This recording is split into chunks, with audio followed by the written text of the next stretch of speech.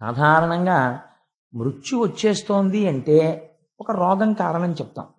ఆ రోగానికి కారణం ఏం చెప్తాం అంటే, మీరు అలా ఉండకుండా ఉండాల్సిందండి, మీరు అలా చేయకుండా ఉండాల్సింది, మీరు అశ్రద్ధ చేసేసారు, మీరు అక్కడికెడితే బాగుండేది, మీరు ఇక్కడికెడితే బాగుండేది అంటాడు.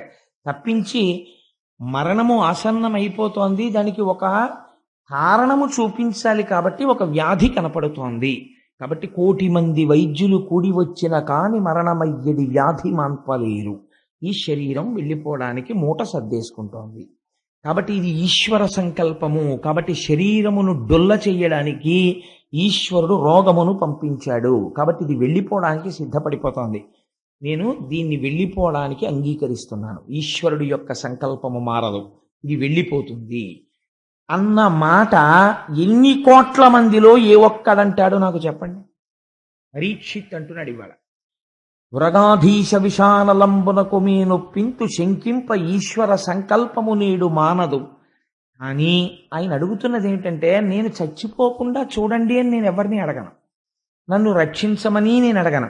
పోని ఏమంటే ఆ శాపం ఇచ్చాడు కదా, ఆ శృంగి కాళ్ళు అట్టుకుంటే పోనీ ఆ శాపం ఏమైనా వెనక్కి తీసుకుంటాడా, లేకపోతే దీన్ని ఇంకొక రకంగా మార్చే అవకాశం ఉంటుందా, లేకపోతే దీనికన్నా పై కోర్టు లాంటిది ఏమైనా ఉంటుందా, అక్కడికి వెడితే ఏమైనా కొంచెం మార్పు చేస్తారా, నేను ఎలాగో అలా బతికేస్తే సరిపోతుందా, ఇంత తప్పు చేసినా నేను బతికేస్తే చాలండి. ఈ చౌకబారు మాటలు పరీక్షిత్ మాట్లాడటం లేదు. ఆయన మాటల్లో ఎంత ధృతి ఉందో మీరు చూడండి. ఆ ఒక్క పద్యం పరీక్షిత్ యొక్క హృదయమును, పరీక్షిత్ యొక్క సంస్కారాన్ని ఆవిష్కరిస్తుంది.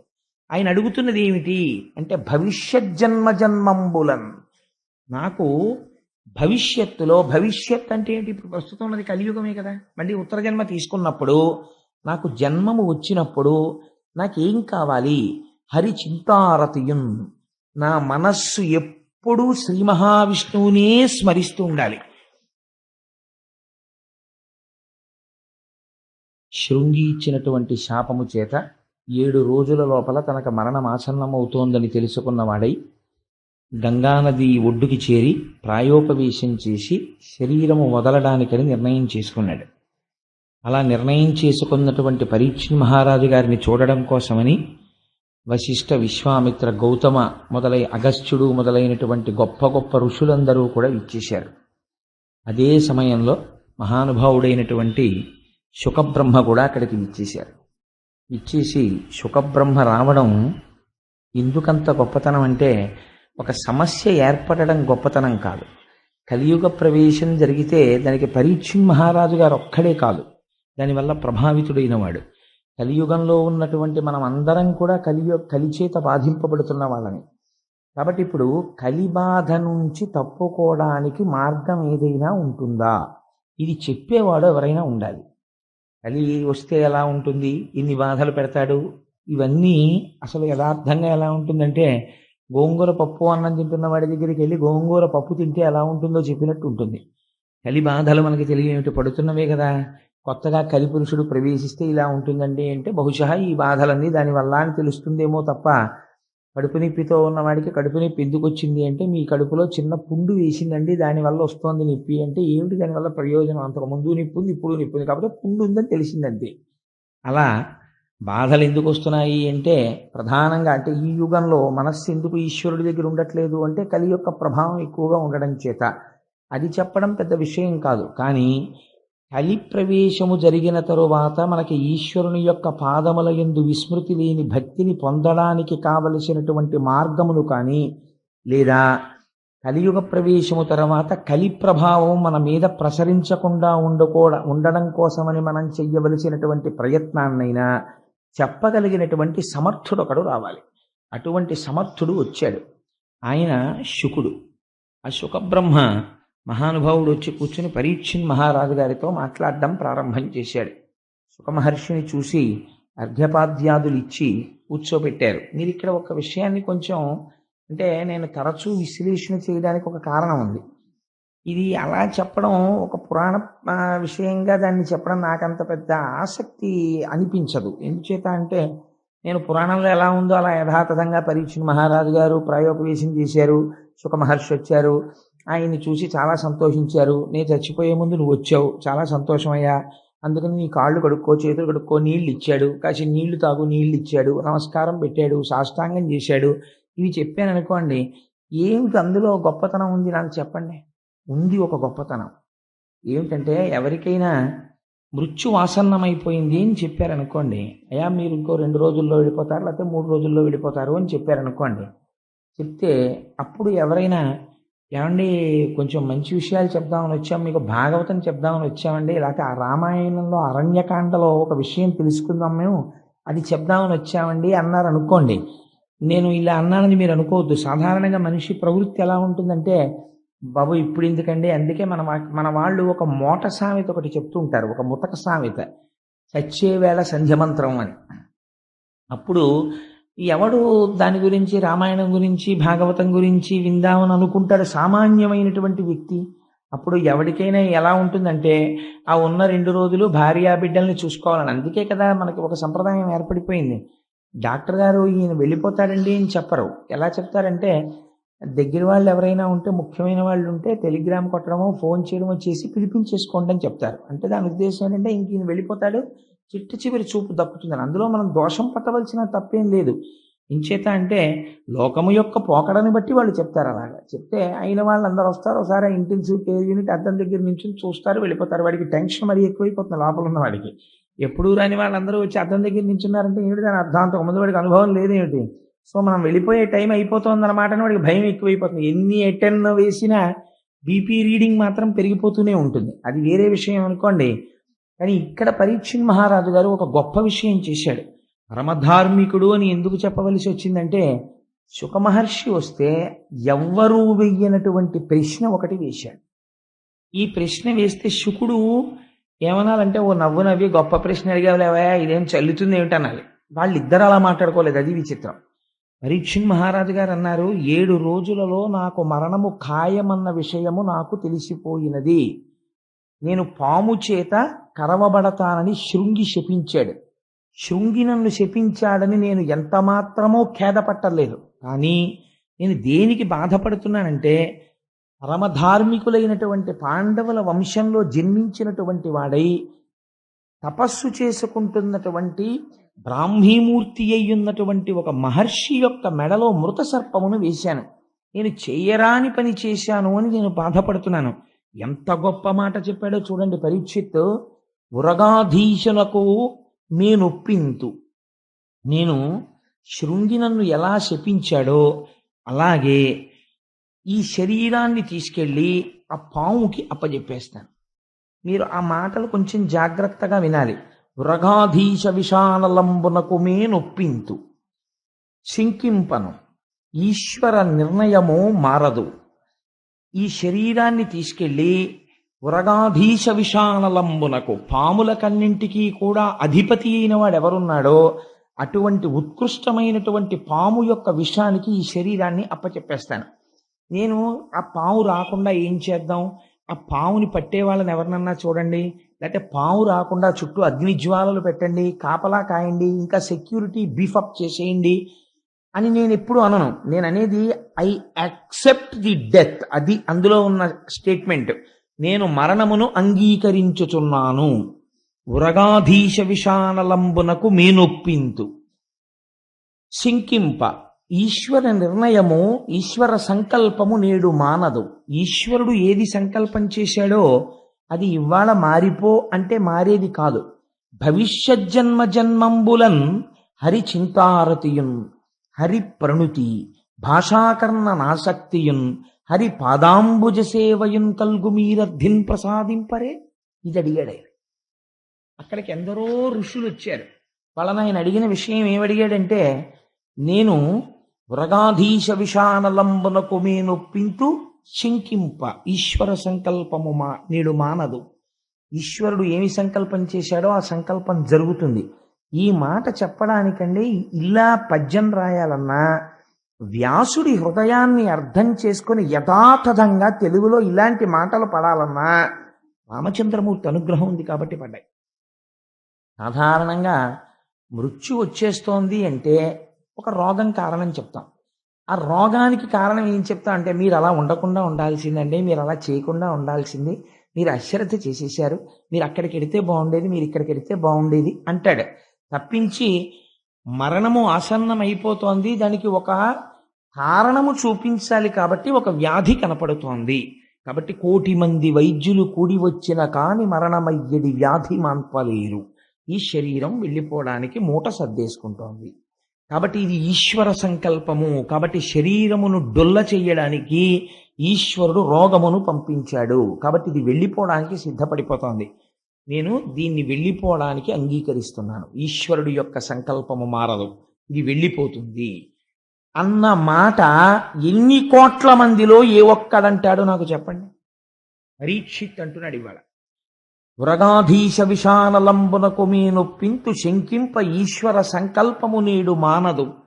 కానీ ఆయన అడుగుతున్నది ఏమిటంటే, నేను చచ్చిపోకుండా చూడండి అని నేను ఎవరిని అడగను, నన్ను రక్షించమని నేను అడగను.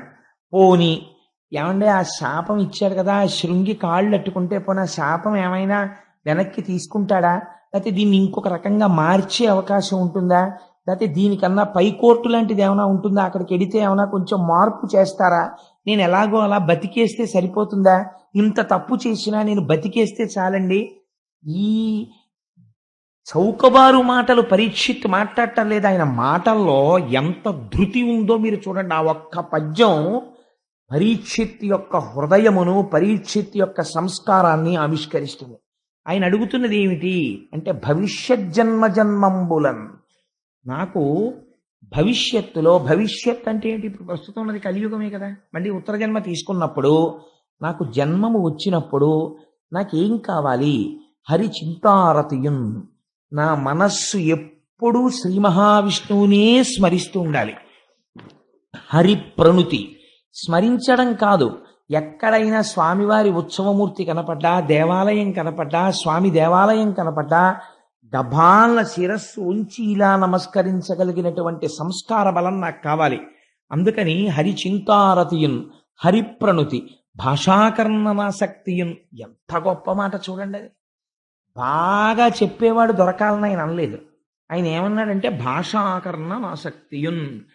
ఆ స్వామి గురించి 4 మాటలు చెప్పేవాడు దొరికితే చాలు, పరిగెత్తుకుంటూ వెళ్ళి వినేటటువంటి జిజ్ఞాస నాకు కలుగుగాక. అందుచేత భాషాకర్ణనాసక్తియున్, హరి పాదాంబుజ సేవయున్, నిరంతరము ఈశ్వరుడు యొక్క పాద సేవనము చేయగలిగినటువంటి కర్మేంద్రియములు కావాలి. అర్ధిన్, నాకు, నేను అర్థిస్తున్నది, నాకు అవి కలిగేటట్టుగా మీరందరూ నన్ను అనుగ్రహించరా, నాకు ఆశీర్వచనం చెయ్యరా అని అడుగుతున్నాడు. అడుగుతున్న సమయంలో ఎక్కడ ప్రాయోపవేశం చేశాడు? ఉత్తర జన్మలో తనకి ఉత్కృష్టమైనటువంటి జన్మ కోసమని ఆయన అడగలేదు. ఆయన అడిగింది ఏ జన్మలో ఉన్నా, ఏ శరీరములో ఉన్నా కావలసినవి ఏమిటి, ఇవి అడిగాడంతే పరీక్షిత్.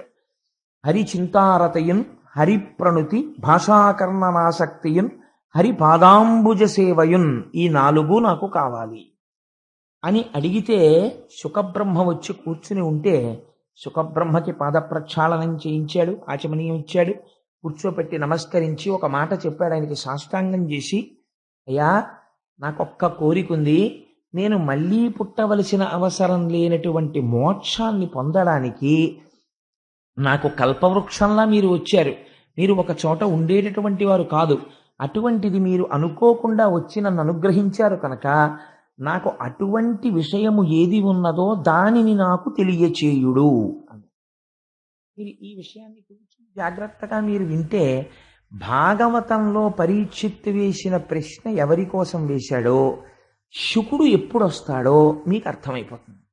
శుకుడు రావడమే పవిత్రం అండి భాగవతంలో.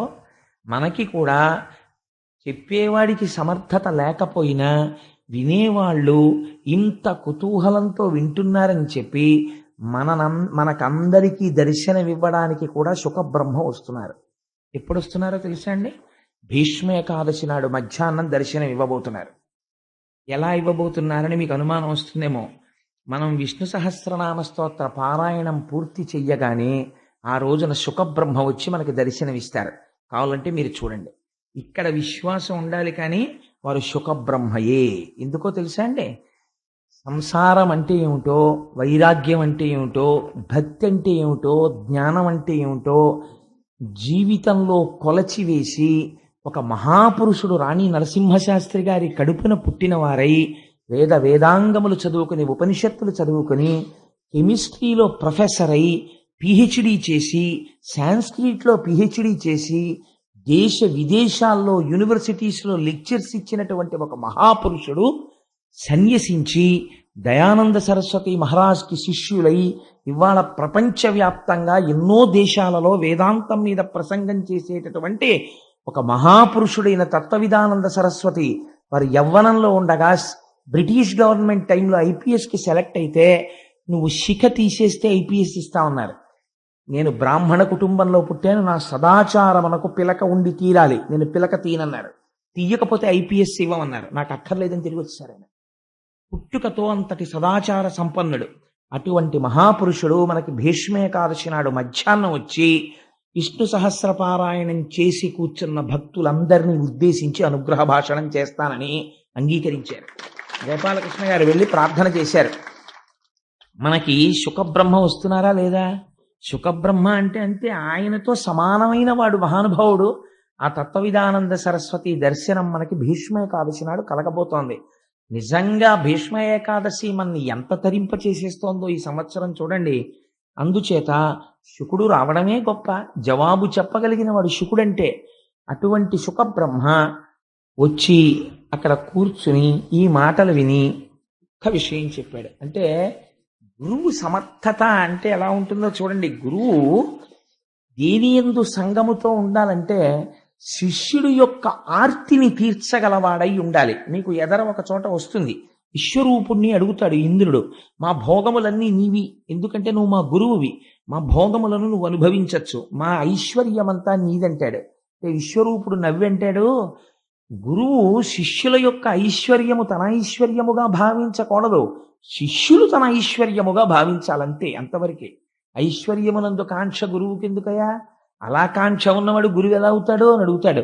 అందుచేత చూడండి ఎంత ఆశ్చర్యంగా ఉంటుందో. ఈ ప్రశ్న వేస్తే శుకుడు ఏమనాలి? ఎందుకు నువ్వు 7 రోజుల్లో చచ్చిపోతున్నావు అని అడగాలి. అడిగితే పరీక్షిత్ పాపం చెప్పుకున్నాడు కదా, ఆయన ఏం దాచుకోలేదు. అయా ఒక మృత సర్పాన్ని పట్టుకెళ్ళి ఒక మహర్షి యొక్క మెడలో వేశాను, శృంగి శాపం ఇచ్చాడు కాబట్టి నా శరీరం పడిపోతోందని చెప్తాడు. చెప్తే అప్పుడు ఏమనాలి శుకుడు? ఏమయ్యా నువ్వు ఇంత ఘోర తప్పిదం చేశావు, నీకు మోక్షం కావాలా? 7 రోజుల్లో మోక్షం ఇచ్చేయాలా నీకు? 7 రోజుల్లో చచ్చిపోతావని చెప్తేను ఏం మోక్షం అంటే అంత చౌకబారుగా ఉందనుకుంటున్నావా? అదేమా బజారులో మే సబ్బు అనుకుంటున్నావా అని 4 మాటలు అనేసి వెళ్ళిపోవాలి. ఆయన ఏమన్నాడో తెలుసా అండి శుకుడు? ఇది గురువు అంటే. ఆచార్యో వేద సంపన్న విష్ణుభక్తో విమత్సర మంత్రజ్ఞో మంత్రభక్తశ్చ సదా మంత్రాశ్రయశృచి గురుభక్తి సమాయుక్త పురాణజ్ఞో విశేషత ఏవం లక్షణ సంపన్న గురురుత్యభిధీయతే. గురువు అనేటటువంటి వాడు గుకారశ్చంధకారశ్చారుకారస్తన్నిరోధకృత్ అంధకార వినాశిత్వాత్ గురురుత్యభిధీయతే. గురుగీతలో పరమశివుడు పార్వతీదేవితో చెప్తాడు, గురువు అంటే ఎవరో తెలుసా? సంతతము ఎవరి వాక్కు అజ్ఞానమును దహించి వేస్తుందో, ఎవరు సమస్త పురాణ సారములను కూడా వడబోసి అలవోకగా అర్థమయ్యేటట్టు చెప్పగలిగినటువంటి వాక్ నైపుణ్యమును పొంది ఉన్నాడో, ఎవరు తన నిత్య జీవితములో అనుష్ఠాన పర్యంతము వరకు భగవద్భక్తిని సాధించుకుని ఉంచుకున్నాడో వాడు గురువు. అందుకే అనేక జన్మ సంప్రాప్త కర్మబంధ విదాహిని అని కొన్ని కోట్ల జన్మల నుంచి మన వెంట తరువుకుని వస్తున్నటువంటి కర్మ పాశములను మనం సంపాదించుకున్నటువంటి పాప రాశి ధ్వంసమైపోవడానికి కావలసినటువంటి మార్గమును ఎవడు ఉపదేశం చేస్తాడో వాడు మాత్రమే గురువు.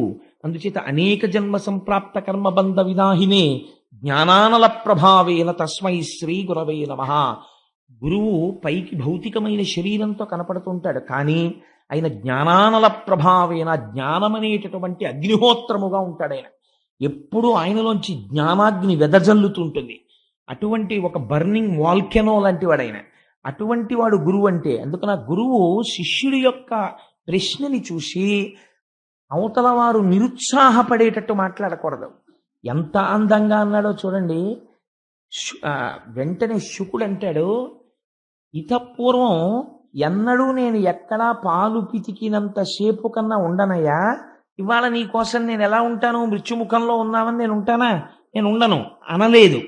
ఉంటాను 7 రోజులు నీ కోసం అని అనలేదు. తన గురించి తాను ఏమీ చెప్పుకోలేదు. ఆయన చేసిన పని ఏమి అంటే ఒక్క మాట చెప్పాడంతే. ఎంత ధైర్యం వచ్చేస్తుందో చూడండి శిష్యుడికి. నీకు నేను ఒక విషయం చెప్తాను పరీక్షిత్, జాగ్రత్తగా విను. పూర్వం ఖట్వాంగుడు అనబడేటటువంటి ఒక రాజు ఉండేవాడు. ఆ ఖట్వాంగుడు అనబడేటటువంటి రాజు దేవతలకి సాయం చెయ్యడం కోసమని యుద్ధం చెయ్యడానికని భూమిని విడిచిపెట్టి రథానికి స్వర్గలోకానికి వెళ్ళి రాక్షసులతో యుద్ధం చేశాడు. చాలా దీర్ఘకాలము పోరు సాగింది. రాక్షసులు ఓడిపోయారు.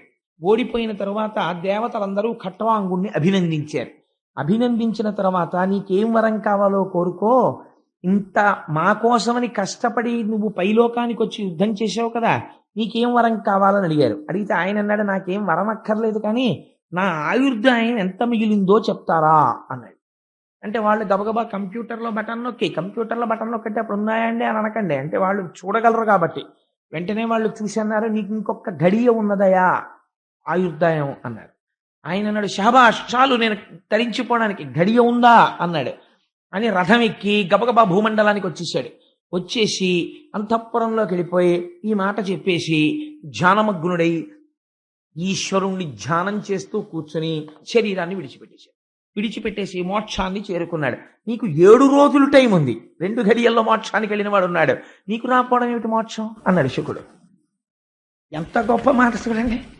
ఇలా మాట్లాడిన వాడు గురువు. అంతేకాని అదే కష్టం అండి, అవన్నీ ఎలా అవుతాయండి, మీకు చేయలేరండి, అవన్నీ చాలా కష్టం అండి బాబు, మోక్షం అంటే అది అంత తేలిక అనుకుంటున్నారా అని భయపెట్టేయడానికి గురువు ఎందుకండి? ఇంకా ఉత్సాహాన్ని ప్రోధి చేయడానికి ఈశ్వరుడు సర్వకాలములయందు ఆర్తితో నువ్వు పిలిస్తే పలకడానికి సిద్ధంగా ఉన్నాడయా అని పునశ్చోత్తమ సంత్వవాది మళ్ళీ మంచి మాటలు చెప్పి భాగవతుల్ని భక్తుల్ని భగవంతుడికి దగ్గర చేర్చేటటువంటి ప్రయత్నం చేసేవాడెవడో ఆయన గురువు.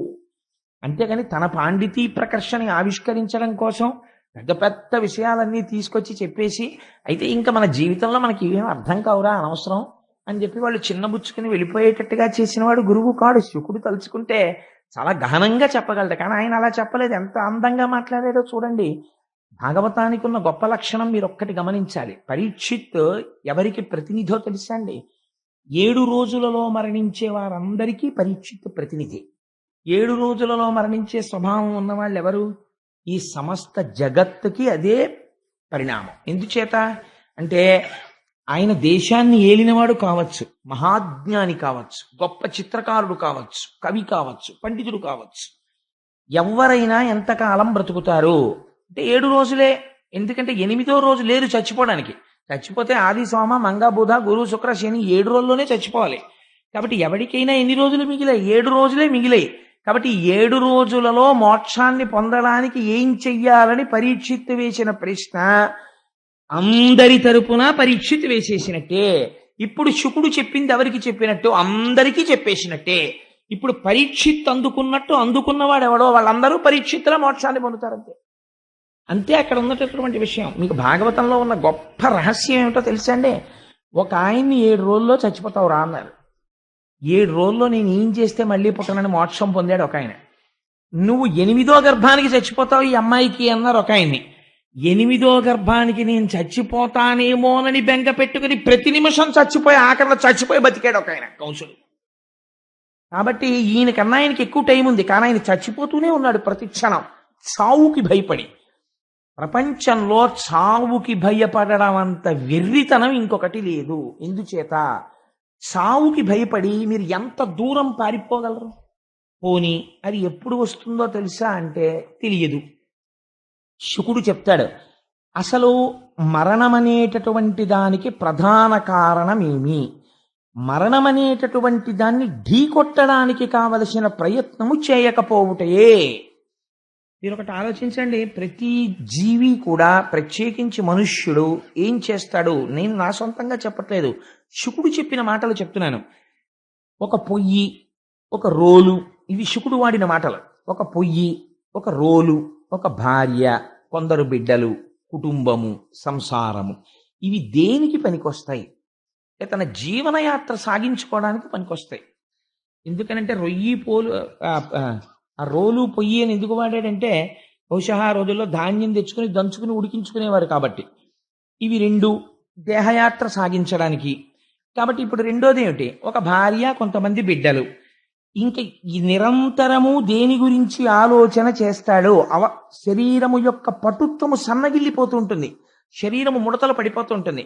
తన తర్వాత తరం వచ్చేసింది, కొడుకు పెద్దవాడైపోయాడు, ఇప్పుడు ఆయన పనులు ఆయన చూసుకోగలడు, ఈయన కన్నా సమర్థవంతంగా ఆయన చూడగలడు. ఈయన తాళం తీసి తాళం చెవులు ఎక్కడెట్టాడో తెలియదు. అపార్ట్మెంట్ కిందకి వెళ్ళిపోయిన తర్వాత తాళం వేసామంటావా అంటాడు. అంటే మెల్లిమెల్లిగా జ్ఞాపక శక్తి తగ్గిపోతోంది. అయినా సరే ఇంకా కొడుకు జీతం పట్టుకొచ్చిస్తే కుటుంబ పోషణ తను చెయ్యాలని, అన్నీ తనకి తెలియాలని ఒక భ్రాంతి. మీరు ఒకటి శుకుడు చెప్పాడని కాదు, నిజాయితీగా ఒకటి ఆలోచన చేసే ప్రయత్నం చేస్తే బాల్యంలో ఉంటాం, అప్పుడు మనకేం తెలియదు, చాలా హాయి. ఒక వయస్సు వచ్చేస్తుంది, వచ్చిన తర్వాత ఒక అభిప్రాయం వస్తుంది, ఇది కాదు నేను ఇది చదువుకుంటాను అని. ఆ తర్వాత పెళ్ళి. ఇప్పుడు పెద్దలు నిర్ణయించినారు కానా అని శుభలేఖలో వేస్తాం, కానీ నిజంగా పెద్దలు నిర్ణయించేస్తే చేసేసుకునే అంత పుణ్యాత్ముడు ఎవడు ఏం లేడు. 276 పెళ్లి చూపులు అయిపోయి వీడికి 60 ఏళ్ళు వచ్చాక చేసుకుంటాడు. అందుకని ఇన్ని పెళ్లి చూపులు చూసుకుని వాడు ఒక భార్యను ఎవరినో తీసుకుని తెచ్చుకుంటాడు. తెచ్చుకున్న తర్వాత 2 బిడ్డలు పుడతారు. ఇంకా తర్వాత ఆలోచన అంతా నిరంతరము దేని గురించి ఉంటుంది. ఒక నిజాయితీ అయిన ప్రశ్న శుకుడు అడిగాడంటే ఎందుకు అడగడండి? మీరు ఆలోచన చేయండి. మనకి ఉన్నటువంటి చాలా గొప్ప లక్షణం ఏంటంటే పూజ గది అని ఒక గది ఉంటుంది మనకి చాలా పెద్ద రిలీఫ్ ఎక్కడొస్తుందంటే పొద్దున్న ఒక్క 10 నిమిషాలు అందులో కూర్చుంటే చాలు, ఇంకా దాని గొడవ మళ్ళీ మర్నాటి వరకు లేదు. మిగిలిన వాటితో ఇలా ఉండదు. అన్నం తిన్నాడు అనుకోండి, మళ్ళీ ఎవరో జంతికలు ఎట్టుకొచ్చారనుకోండి, 4 ముక్కలు ఇలా పడే అంటాడు. అదేంటి తిన్నాను కదా అన్నం ఇప్పుడు ఎందుకు 3 గంటలకు పెడుతుగానేలే అనడు.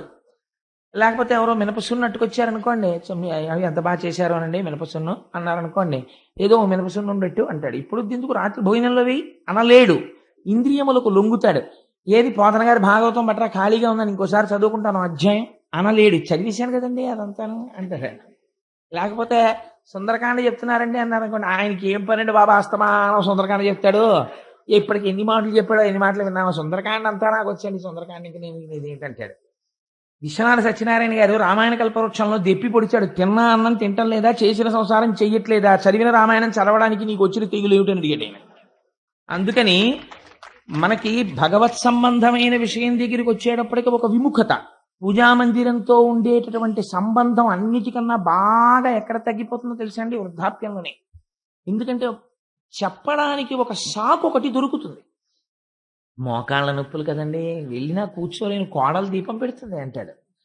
మరి పోనీ విష్ణు సహస్రం చదువుతారా అండి అంటే, నాకు నోటికి రాదండి, చదువుదాం అంటే ఇప్పుడు ఏంటంటే విశ్వం విష్ణు వషత్కారం అంటానా కళ్ళమ్మ నీళ్ళు వచ్చేస్తాయి, కనపడదు. టీవీ చూడటానికి కనపడుతుంది, అదే విచిత్రం. ఒకవేళ దగ్గర నుంచి వినపడకపోతే దూరం నుంచి కూర్చొని చూస్తాడు. డాక్టర్ గారి దగ్గర కూడా ఏం చెప్తాడంటే, టీవీ కనపడటం లేదు డాక్టర్ గారు సరిగ్గాను అంటాడు, విష్ణు సహస్రం కనపడటం లేదండి అని చెప్పడం.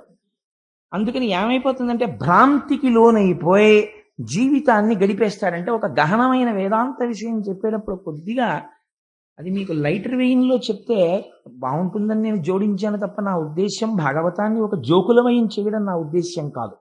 అందుకని ఇలా జీవితం గడిచి వెళ్ళిపోతున్నది, నీ దృష్టికోణమునందు ఎప్పుడైనా ఒక మార్పు వచ్చినదా? అసలు ఎప్పుడైనా ఒక ప్రశ్న అడిగిన వాడు ఉన్నాడా? నేను ఎక్కడి నుంచి వచ్చాను ఈ లోకంలోకి? కొంతకాలం ఉన్నాను, ఈశ్వరానుగ్రహం, అకాల మృత్యువేం రాలేదు, మనవల వరకు వచ్చేసాను, ఇంకా సమయమా అయిపోతోంది కాబట్టి తెలిసిపోతోంది, వెళ్ళిపోవడం తథ్యం. చాలా మంది వెళ్ళిపోయారు, మా నాన్నగారు వెళ్ళిపోయారు, మా నాన్నగారికి తద్దినం పెడుతున్నాను, మా అమ్మగారు వెళ్ళిపోయారు, మా అమ్మగారికి తద్దినం పెడుతున్నాను, మా అక్కయ్య ఒకటి వెళ్ళిపోయింది, మా అక్కయ్యకి ప్రతి సంవత్సరం నేను స్మరించి నమస్కారం చేస్తున్నాను. కాబట్టి ఇవాళో రేపో లేదా 10 ఏళ్ల తర్వాతో 20 ఏళ్ల తర్వాతో ఎప్పుడో ఒకప్పుడు ఇది వెళ్ళిపోవడం ఖాయము. కాబట్టి ఇది కూడా వెళ్ళిపోతుంది, ఇది కూడా వెళ్ళిపోతుంది. కాబట్టి ఏదో సంసారంలోకి వచ్చిన తర్వాత ఓ కొడుకు పుట్టినప్పుడు వాడి పేరు మీద ఏదో డిపాజిట్ మొదలెట్టాను, పిల్ల పెళ్లికనో డిపాజిట్ మొదలెట్టాను, కాస్త యుక్త వయస్సు వచ్చిన తర్వాత మంచి సంబంధాలు దొరికితే బాగుండని ఆ దృష్టికోణంలో కనపడ్డ వాళ్ళందరినీ విచారణ చేసేవాడిని. పైకి చెప్పకపోయినా ఫలానా వాళ్ళ అమ్మాయి అంటే ఆ అమ్మాయి మన కోళ్ళు అయితే ఎలా ఉంటుందే అని ఆలోచించేవాడిని, లేకపోతే మన అమ్మాయి వాళ్ళింటి కోళ్ళు అయితే ఎలా ఉంటుందే అని ఆలోచించేవాడిని. అవన్నీ అయిపోయాయి. ఇప్పుడు ఇంకా మిగిలింది ఏమిటి? మనవలు కూడా పుట్టేశారు, వాళ్ళ సంసారాలు వాళ్ళు చేసుకుంటున్నారు. నాకంటూ ఇంకా ఏమైనా ఉందా? దృష్టికోణం మార్చుకోవలసింది. నేను చెయ్యవలసినది ఏదైనా ఉన్నదా? ఈశ్వరుడి గురించి నేను తపించగలనా? అంటే మన నోటి వెంటనే వచ్చేటటువంటి సమాధానం ఏమి?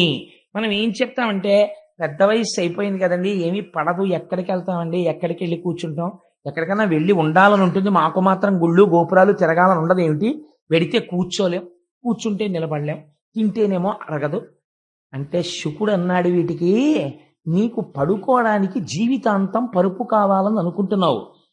ఆఖరి ఊపిరి ఆగిపోయే ముందు మొదట చేసే పని ఏమిటో తెలుసా?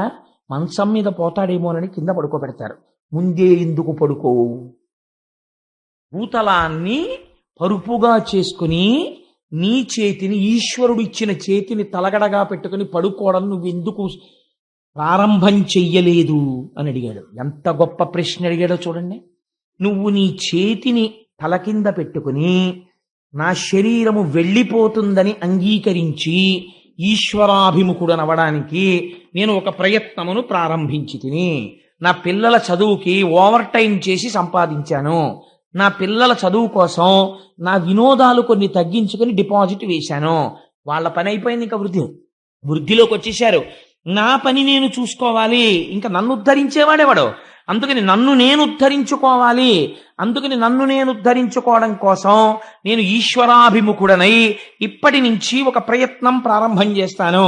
భూశయనము చేసి తలగడకి బదులుగా చేతిని పెట్టుకుని పడుకోవడానికి గదులే అక్కర్లేదు, వెళ్ళిపోయే శరీరం ఎప్పుడైనా వెళ్ళిపోతుంది. ఇంకా ఈశ్వరుడు నిర్మించినటువంటి పర్వత గుహలున్నాయి, ఆ గుహలోకి వెళ్ళి ప్రశాంతంగా నువ్వెందుకు తప్పించలేవు? చెట్లకి పండిన పళ్ళు అరణ్యములలో వేలాడుతున్నాయి, నమ్మిన వాడికి పెట్టడం ఎలాగో ఈశ్వరుడికి తెలుసు. నువ్వెందుకు అది తెచ్చుకుని ఈశ్వరుడిచ్చిన దానితో జీవితాన్ని గడుపుకుని ప్రశాంతముగా బ్రతకలేవు? నేను ఈ మాటని ఆధునికమైనటువంటి భాషలోకి మార్చాననుకోండి, నువ్వు లంపటాన్ని, ఇంద్రియ లౌల్యాన్ని, లేనిపోని అహంకారాన్ని తగ్గించుకుని నీ గతం గురించి మాట్లాడడం తగ్గించేసి ప్రయత్నపూర్వకంగా ఈశ్వరుడి గురించి ఎందుకు మాట్లాడవు? 50వ ఏడు వచ్చిన దగ్గర నుంచి వచ్చేటటువంటి గొప్ప అవలక్షణం ఏమిటో తెలుసా అండి? వాచాలత్వము. దేని గురించి మాట్లాడతాడో తెలుసా? మీరు వెళ్ళి కదపండి. తనంత వాండి తానన్నటువంటి ఒక అహంకారాన్ని పెంచి పోషించుకుంటాడు. నేనండి 73లో సర్వీస్లో ఉండగా ఒక ఆఫీసరు నన్ను పిలిచి, ఎందుకు ఇలా రాశావన్నాడు. నేను కేకలేస్తే బీపీ వచ్చి పడిపోయాడండి అంటాడు. ఇవన్నీ తన సాధితముల కింద చెప్పుకుంటాడు, అంతేకాని నా వయస్సులో ఉండగా నేను అలా ప్రవర్తించాను అని క్షమార్పణ చెప్పడు. ఇవి తన మనవలకి చెప్పుకుంటాడు, తన కొడుకులకి చెప్పుకుంటాడు. ఈఎక్స్ అని బోర్డు ముందు పెట్టి, లేకపోతే బ్రాకెట్లో RETD అని పెట్టుకుని ఎప్పుడో చేసి వదిలేసిన ఉద్యోగం ఒకటి బోర్డు మీద పెట్టి, ఇంకా ఏదో లేనిపోయినటువంటి ఆభిజాత్యాలన్నీ తెచ్చి ఒంటికి పెట్టి ఇంకా సుఖంగా ఇంకా సుఖంగా ఇంకా సుఖంగా దీన్ని ఉంచుదామని అనుకుంటాడు. ఎంత సుఖంగా దీన్ని ఉంచుదామని నువ్వు అనుకుంటున్నావో అంత వెళ్ళిపోయేటటువంటి సమయం ఆసన్నమైనప్పుడు ఎన్ని సుఖాలు తీసుకొచ్చి ఎక్కడ పెట్టినా నువ్వు సంసారమునందు సాధించిన ఏ ఉపకరణము చేత నీవు మరణమును తప్పించుకొనజాలవో శుకుడు తీర్పు చెప్పాడు. నీ భార్య కానీ, నీ బిడ్డలు కానీ, మనవలు కానీ, నీ క్వాలిఫికేషన్ కానీ, నీ వాహనాలు కానీ, నీ ఉద్యోగం కానీ, నువ్వు సంపాదించిన డబ్బు కానీ ఇవేమీ రావు. శంకరాచార్యుల వారు వాత పెట్టి చెప్పారు, కింవానేన ధనేన వాజికరిభిప్రాప్తేన రాజ్యేన కింవా పుత్ర కళత్ర మిత్ర పశుభిర్దేహేన గేహేన కిం జ్ఞాతైతక్షణభంగురం సపతిరోత్యద్యం మనోదూరతః స్వాత్మార్థం కురు వాక్యతో భజ భజ శ్రీపార్వతీ వల్లభం. నేననుకున్నటువంటి ఈ శరీరమే రాకుండా కట్టెదుట అగ్నిహోత్రములో కాలి దోషుడు బూడిదైపోతుంది ఒక్క అరగంటలో. ఏది నామరూపాలు, ఒక ఫోటో మిగిలిపోయింది అంతే, అది కూడా వాడు పెట్టుకోకపోతే ఏ గొడవ లేదు. కాబట్టి ఏమైపోయింది? ఇంత ఆభిజాత్యం పోయిందంతే. ఎక్కడికి వెళ్ళిపోయావు? గుర్తించని కారణము చేత మళ్ళీ వెళ్ళిపోయి హీనోపాధులలోకి వెళ్ళిపోతున్నావు. దేని కొరకు ఈ అహంకారం? నీలా ప్రశ్న వేసిన వాడు ఏడి అని అడిగాడు పరీక్షిత్. అందుకని నువ్వు ఈశ్వరాభిముఖుడవు కా. నిన్ను రక్షించేది ఏదైనా ఉంటే ఏదో తెలుసా? ఇంకా నీకు సంబంధించినటువంటి ఈ ఎక్స్ ఏవి నిన్ను రక్షించవు. మరి ఏవి రక్షిస్తాయి? నువ్వు పట్టుకోవలసినటువంటిది ఈశ్వరుడి యొక్క పాదములను. వివేకము తెలుసుకో అని చెప్పాడంతే శుకుడు. వివేకం అనగానేమి? ఇంతకాలము ఏ ఇంద్రియ లంపటమునందు పడి ఉన్నావో దానినే పట్టుకుని ఆ సంసారమునే పట్టుకుంటే మృత్యువుని తప్పించుకోవడము సాధ్యము కాదు. మరి మృత్యువుని ఎలా తప్పించుకోగలవు? ఈశ్వర పాదములు పట్టుకో. ఈశ్వర పాదాలు పట్టుకుంటే మృత్యువు రాదా అండి అని మీరు అడగచ్చు. మృత్యువు రాదు. ఆ మాట నేనంటే మీరు మృత్యువు రాదంటే ఏమంటే మరి అలా అయితే చాలా మంది పెద్దవాళ్ళు ఈశ్వరుణ్ణి కొలిచారు కదా, వాళ్ళందరూ ఎందుకు మృత్యువాత పడ్డారని అడగచ్చు. మృత్యువాత పడినది దేహము, ఆత్మకి మృత్యువు లేదు. ఆత్మకి మృత్యువు లేదని ఆత్మగా నిలబడిపోయిన వాడు మృత్యువుని పొందట్లేదు, మోక్షాన్ని పొందుతున్నాడు. దేహము తాననుకున్నవాడు మృత్యువుని పొందుతున్నాడు. కాబట్టి ఇప్పుడు దేహము తాను కానన్న జ్ఞానము కలగాలి. దేహము తాను కానన్న జ్ఞానము దేని వలన వస్తుంది? గురువు యొక్క అనుగ్రహము చేత, గురువు యొక్క భాషణము చేత వస్తుంది. కాబట్టి ఇప్పుడు ఎక్కడికి వెళ్ళిపోవాలి? గురువుతోడి సంగము పెట్టుకోవాలి. గురువు యొక్క అనుగ్రహము కోసమని ప్రయత్నం చెయ్యాలి. చేసి ఈశ్వరుడి పాదములు గట్టిగా పట్టుకుంటే కలిపురుషుడు నీ యందు ప్రవేశించి నీకు వ్యామోహమును కల్పింపలేడు. ఇది చేసినట్టయితే ఆయన ఒక్క మాట చెప్పాడు. తేలిక మాటల్లో 4 మాటల్లో మీకు నేను చెప్పేయాలంటే ఈ విరాట్ రూప వర్ణనమంతా చేశాడు శుకుడు. చేసి హరి లేనటువంటి పదార్థము లేదు. ఋషులు, సముద్రములు, భూమి, పంచమహాభూతములు ఇవన్నీ కూడా ఈశ్వరుడి యొక్క అంగాంగములై ఉన్నాయి. కాబట్టి ఎక్కడ చూసినా ఉన్నది ఈశ్వరుడు ఒక్కడే. కానీ ఈశ్వరుడు కనపడడం లేదు. ఎందుకు కనపడటం లేదు? అదే మాయా. అది నామరూపముల యందు కలిగినటువంటి తాదాత్మ్యత తదధిష్టానమైనటువంటి బ్రహ్మమునందు కలగదు. అలా కలగాలంటే ఏమవ్వాలి? మాయ తొలగిపోవాలి. మాయ ఎప్పుడు తొలగిపోతుంది? ఆ ఉన్నది మాయ అని తెలిస్తే మాయ తొలగిపోతుంది అంతే. అదొక గమ్మత్తు. అది మాయండి అని తెలిసింది అనుకోండి, మాయ పోతుంది అంతే. అలా ఎలాగాని మీరు నన్ను అడగచ్చు. రామకృష్ణ పరమహంస ఒక అందమైన ఆఖ్యానం చెప్తారు. వెనకటికి ఒక మహానుభావుడు ఒక ఆయన ఒక ఆశ్రమంలో ఉండేవట్ట. ఆయనకి ఒక రోజున ఎందుకో ఉన్నది ఒక్కడే ఒక్క శిష్యుడు. ఆ శిష్యుడు కాస్త ఎక్కడికో వెళ్ళాడు ఊరు. అయ్యా మళ్ళీ వస్తానండి, వారం రోజులు ఏదో ఇంట్లో ముఖ్యమైన పని ఉందని వెళ్ళిపోయాడు.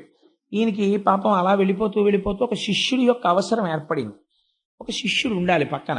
ఆయనకి ఎందుకు వచ్చిందో ఆ ప్రారంధం. ఒక మేకలు కాసుకునేవాడిని చూసి, ఒరే అబ్బాయి నువ్వు ఒక 4 రోజులు నా శిష్యుడిగా ఉంటావా అన్నాడు. ఆయన అన్నాడు, ఉంటాను కానండి, నాకేం తెలియదే శిష్యుడిగా ఉండడానికి, నాకు ఏ విషయమూ తెలియదు, మీకు సంబంధించినవి ఏం చేయనన్నాడు. నీకు నేను చక్కగా గుండు చేసి పిలక పెట్టించేసి విభూతి పిండికట్లు పెట్టేసి ఓ పంచె నేనే గట్టిగా కట్టేసి ఓ యజ్ఞోపవీతం ఒకటి వేసేసి ఆశ్రమంలోకి తీసుకెళ్లి కూర్చోబెడతాను. చూసినవాడు నువ్వు బ్రాహ్మణ వటువువి, బ్రహ్మచారి అనుకుంటారు. నువ్వు చేయవలసింది ఏమిటో తెలుసా? నోరు విప్పకంతే. నువ్వు నోరు విప్పావా తెలిసిపోతుంది. అలాగేనండి, అయితే ఇంకేముంది, చాలా తేలిక అన్నాడు. చాలా తేలిక అని చెప్పి చాలా తేలిక అనుకున్నవే ప్రమాదం తీసుకొస్తాయి ప్రపంచంలో. వెనకటికి నటన రాని వాడు ధృతరాష్ట్రుడి పాత్ర ఒప్పుకున్నాడు. ఎందుకంటే అలాగో కళ్ళు మూసుకోవడమే కదా, స్టేజ్ ఫీర్ ఉండదని. కళ్ళు మూసుకు కూర్చున్న తర్వాత నిద్ర పట్టేసింది. ఇప్పుడేమో పాపం 10 మాటలు చెప్పు ధృతరాష్ట్ర, నువ్వు చెప్పు అంటాడు. ఆయన ఏం చెప్తాడు? నిద్రపోయినవాడు. అందుని తేలిక అనుకున్నవి కొంప ముంచేస్తాయి ఒక్కొక్కసారి. అందుకని నోరు విప్పకుండా కూర్చోవడమే కదా అని చెప్పి నోరు విప్పకుండా కూర్చోడానికి ఒప్పుకున్నాడు ఆయన. కూర్చుంటే వీళ్ళ ప్రారంధం కొద్దీ ఆ ఆశ్రమానికి ఇంకొక అతిథి వచ్చాడు. వచ్చి ఆయన అక్కడ కూర్చుని కమండలం మర్చిపోయి ఈ పిల్లాన్ని పిలిచి వీరే కమండలం పట్టరా అన్నాడు. ఎవరికి కమండలం అంటే ఏమిటో తెలియదు పాపం. వాడు విచిత్రంగా చూస్తున్నాడు. మరి నీకేరా చెప్తున్నది, ఆ కమండలం పట్టరారా అన్నాడు. అంటే వాడు మళ్ళీ బాబు ఇదేంటి నాకు అడుగుతున్నాడు, నాకు కమండలం అంటే తెలియదు, నాకు తెలియదు అన్నావా, నోరు విప్పద్దని చెప్పాడు ఆయన. ఎలాగని చూస్తున్నాడు. ఆయన 4-5 మాటలు అడిగి, ఎరా కమండలం తేరా అంటే నువ్వు కానీ మేకలు కాసుకునేవాడు ఏంటిరా అన్నాడు. అనగానే లేచి పారిపోయాడు ఈయన. ఎందుకు పారిపోయాడు అంటే మేకలు కాసుకునేవాడే అని తెలియగానే వాడు పారిపోయాడు. ఇది మాయా అని గురుముఖంగా తెలియగానే మాయ తొలగిపోతుంది. మమ మాయా దురచ్చయ, అప్పటి వరకు అది తొలగదు. దానికి ఈశ్వరానుగ్రహము తోడైతే తొలగుతుంది. తొలగితే ఏమవుతుంది? లోపల ఉన్న ఆత్మ భాషిస్తుంది. చంద్రుడు ఒక సరోవరంలో ప్రతిబింబిస్తూ ఉంటాడు చీకట్లో. అలలు కదులుతుంటాయి. మెల్లిగా కదులుతున్న అలలకి చంద్రబింబం కూడా కదులుతున్నట్లుగా అనిపిస్తుంది. నిజంగా చంద్రబింబం కదిలిందా? కదలలేదు. అసలు చంద్రబింబం అలాగే ఉంది. నీరు కదలిక వల్ల ప్రతిబింబం కదిలినట్లు మీకు కనపడుతోంది. కదిలినది నీరు తప్ప కదిలినది ప్రతిబింబము కాదు. అలాగే అజ్ఞానము చేత తాదాత్మ్యమును పొంది ఈ దేహము తానన్న భీతి ఎక్కువై ఆ భీతియే మృత్యువు. కాదు కాదు, నేను ఎప్పుడూ ఉండే ఆత్మని, అది తెలుసుకుంటోంది, అది తెలుసుకుంటున్నది నేను, అది ఎప్పుడూ ఉంటుంది, దానికి మృత్యువు లేదు. ఇది పడిపోతున్నప్పుడు కూడా ఇది పడిపోతోందని అది సాక్షిగా తెలుసుకుంటుంది. ఇది పడిపోయాక కూడా బయటకొచ్చి ఆహా ఇది పడిపోయిందని నా ఫోటో నేను చూసుకున్నట్టు అది దీన్ని చూస్తుంది. అది నేనైనప్పుడు ఈ పడిపోయేదాంతో నాకేం సంబంధం?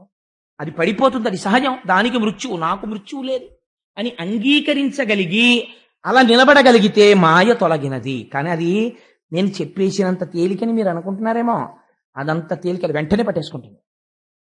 కాబట్టి అలా స్థిరముగా నిలబడడానికి ఏది మార్గమో, మరి ఎలా నిలబడుతుందండి అది అంటే, ఆయన ఒక మాట చెప్పాడు, హరిమయము విశ్వమంతయు.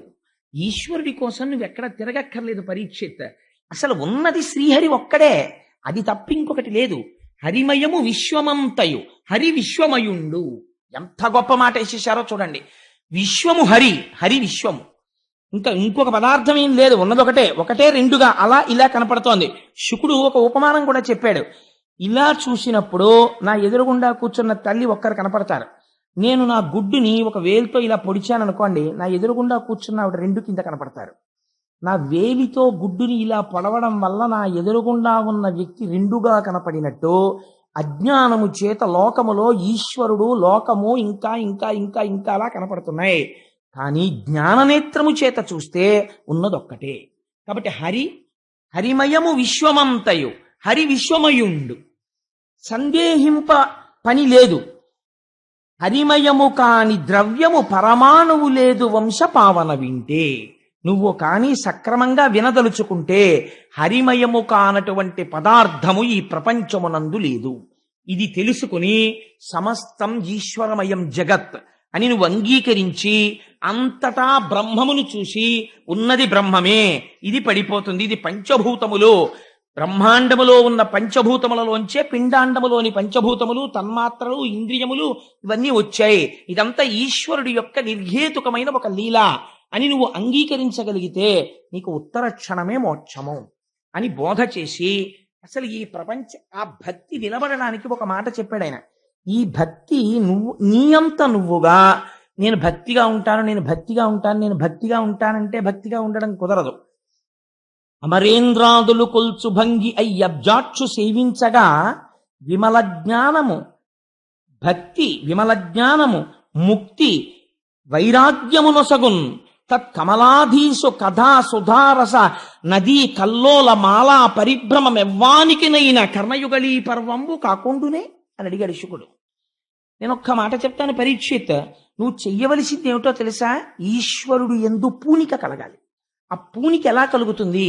నువ్వు ఇంట్లో కూర్చుని భగవంతుడి మీద భక్తి కావాలి, భగవంతుడి మీద భక్తి కావాలంటే రాదు. ఎలా వస్తుంది? అమరేంద్రాదులు కొల్చు భంగి అయ్యబ్జాక్షు సేవింపగా ఆ ఈశ్వరుడికి ముందు నువ్వు అసలు ఇలా నమస్కారం మొదలెడితే ఆయన నీకు దారి చూపిస్తాడు. ఏమిటో తెలుసా దారి? ఆ మహానుభావుని యొక్క కథా సుధారస నదీ కల్లోల మాలా పరిభ్రమమెవ్వానికనైన కర్ణయుగళీ పర్వంబు కాకుండునే భగవంతుని యొక్క కథలు వినడం అనేటటువంటి స్థితికి తీసుకుని వెడతాడు. కాబట్టి కొన్ని కోట్ల కోట్ల కోట్ల జన్మల వరకు అసలు భాగవతం వైపుకు కాని భగవత్ కథ వైపుకి కాని వెళ్ళలేడు. వెళ్ళాడు అంటే వాడి జీవితంలో ఒక గొప్ప మార్పు ప్రారంభమైనది. ఎందుకని? అది విసుగులేనిది, ఆశాంతము రక్షణనీయగలిగినది. మలాపరిభ్రమమెవ్వానికినైన కర్ణయుగళీ పర్వంబు కాకుండునే. ఎవ్వరికైనా సరే భగవంతుని యొక్క కథలనేటటువంటివి కర్ణపేయంగా ఎంతో సంతోషంగా ఉంటాయి. ఆ భగవంతుని యొక్క కథలను వినడము నువ్వు ప్రారంభిస్తే భక్తి కలుగుతుంది. భక్తితో వాడు సర్వేశ్వరుడు, వాడంతటా ఉన్నాడు, ఇక్కడ ఉన్నాడు, చేయిస్తున్నవాడు వాడు, చూస్తున్నవాడు వాడు అన్న భావన నీకు కలిగిన నాడు నీకు తెలియకుండా భక్తిలో ఒక విచిత్రం ఏర్పడుతుంది. ఏమిటో తెలుసా అండి? ఏదో పూజ గదిలోకి వెళ్ళి ఒక పావు గంట అరగంట కూర్చుని పూజ చెయ్యడం కాదు. ఒక పాత్ర ఈ చేత్తో పట్టుకుని ఒక పాత్ర నిండా నూనె తీసుకుని ఈ పాత్రని ఇలా వంపితే ఇందులోంచి సన్నటి తైలధార ఈ పాత్రలోకి పడుతుంటే ఎలా పడుతుందో అలా కొంతకాలానికి ఏమైపోతుందంటే పానీయంబులు త్రాగుచున్ కుడుచుచున్ భాషించుచున్ హాసలీలా నిద్రాదులు చేయుచున్ తిరుగుచున్ సంతత శ్రీనారాయణ పాద పద్మజుగళీ చింతామృతాస్వాద సంధానుండై మరచన్ అన్నట్లుగా పడుకుంటాడు. పడుకుంటూ ఈశ్వర ఏం ఆశ్చర్యమయ్యా, ఇంత అలిసిపోయిన నా శరీరాన్ని పరుపు మీద పెట్టానంతే. కానీ ఇప్పుడు నిద్ర ఎవరిస్తారు? నువ్విస్తావు. ఎలా ఇస్తావు నాకే తెలియదు. ఎప్పుడు నిద్ర పడుతుందో పడుకుంటాను, అది వచ్చి ఆవరిస్తుందంతే. నేను నిద్రాకాలిక సుఖమును పొందుతాను. అదేమైనా ఆపరేషన్ చేసినట్టు బాధగా ఉంటుందా? హాయిగా ఉంటుంది. ఎంత ఔదార్యమయ్యనిది. నేను పడుకుని నిద్రపోతే తెల్లవారేటప్పటికి నువ్వేం చేస్తావు? నా ఇంద్రియాలకన్నింటికి మళ్ళీ బలం ఇచ్చేస్తావు. మళ్ళీ కళ్ళు సంతోషంగా చూస్తాయి, మళ్ళీ ముక్కు వాసన చూస్తుంది, ఆనందంగా నిద్రలేస్తాను. నిద్ర లేవగానే తెల్లవారుతోందని చెప్పి ఈశ్వరుడి ముఖం చూసి ఒక నమస్కారం చేసి భగవంతుడి గురించి జ్ఞాపకం తెచ్చుకుని ఓ సుప్రభాతం చేసుకుంటూ, ఇప్పుడు వెంకటాచలం అలా ఉంటుంది, శ్రీశైలంలో అలా ఉంటుంది, ఇప్పుడేమో ప్రాతస్మరామి గణనాథ మనాథ బంధుం సింధూర పూర పరిశోభిత గంట యుగ్మం ఉద్దండ విఘ్న పరిఖండ నచండ దండ మాఖండలాది సురనాయక బృందవంద్యం అని చదువుతూ ఢమరుకలు మోగిస్తుంటారని ఆలోచన చేస్తూ స్నానం చేస్తాడు. అక్కడికి వెళ్ళి కూర్చుంటాడు. ఏదో చదవబోతాడు, ఏదో జ్ఞాపకానికి వస్తుంది, ఏదో ఆలోచిస్తూ ఉంటాడు. ఏది? భగవంతుడి గురించే. అయిపోతుంది. భోజనం దగ్గరికి వస్తాడు. ఏం ఆశ్చర్యం, ఎక్కడ పండిన గింజలో నా ఇంటికి తెచ్చాడు, అగ్నిహోత్రము తానయ్యాడు, తాను ఉడికించాడు, ఇక్కడికి తెచ్చాడు, నేను ఇలా నోట్లో పెట్టుకుంటే రుచి రూపంలో సుఖాన్ని ఇస్తాడు, కడుపులోకి వెళ్ళాక జీర్ణం చేస్తాడు. ఏం ఆశ్చర్యం రా నిజంగా. ఇంత పిసరు మలము పైకొస్తే నేనే భరించలేనంత దుర్వాసన. అటువంటి మలము నా శరీరంలో ఉండగా 9 రంధ్రములున్నటువంటి శరీరంలో 2 కళ్ళు, 2 ముక్కులు, 2 చెవులు, నోరు 7, మలద్వారం 8, మూత్రద్వారము 9 రంధ్రములున్న బుడగలోంచి దుర్వాసన రాకుండా శాసనం చేస్తున్నాడు. ఇంట్లో ఒక్క వెలగపండు ఉంటే వాసన వచ్చేస్తుంది. లోపల ఇన్ని మలమూత్రాలుంటే ఇంత వాసన పైకి రాకుండా కాపాడుతున్నాడు. ఏం ఆశ్చర్యమయ్యా ఈశ్వర, ఏమిటయ్యా నీ లీల, నిజంగా ఎంత ఉపకారం చేస్తున్నావయ్యా అంటాడు.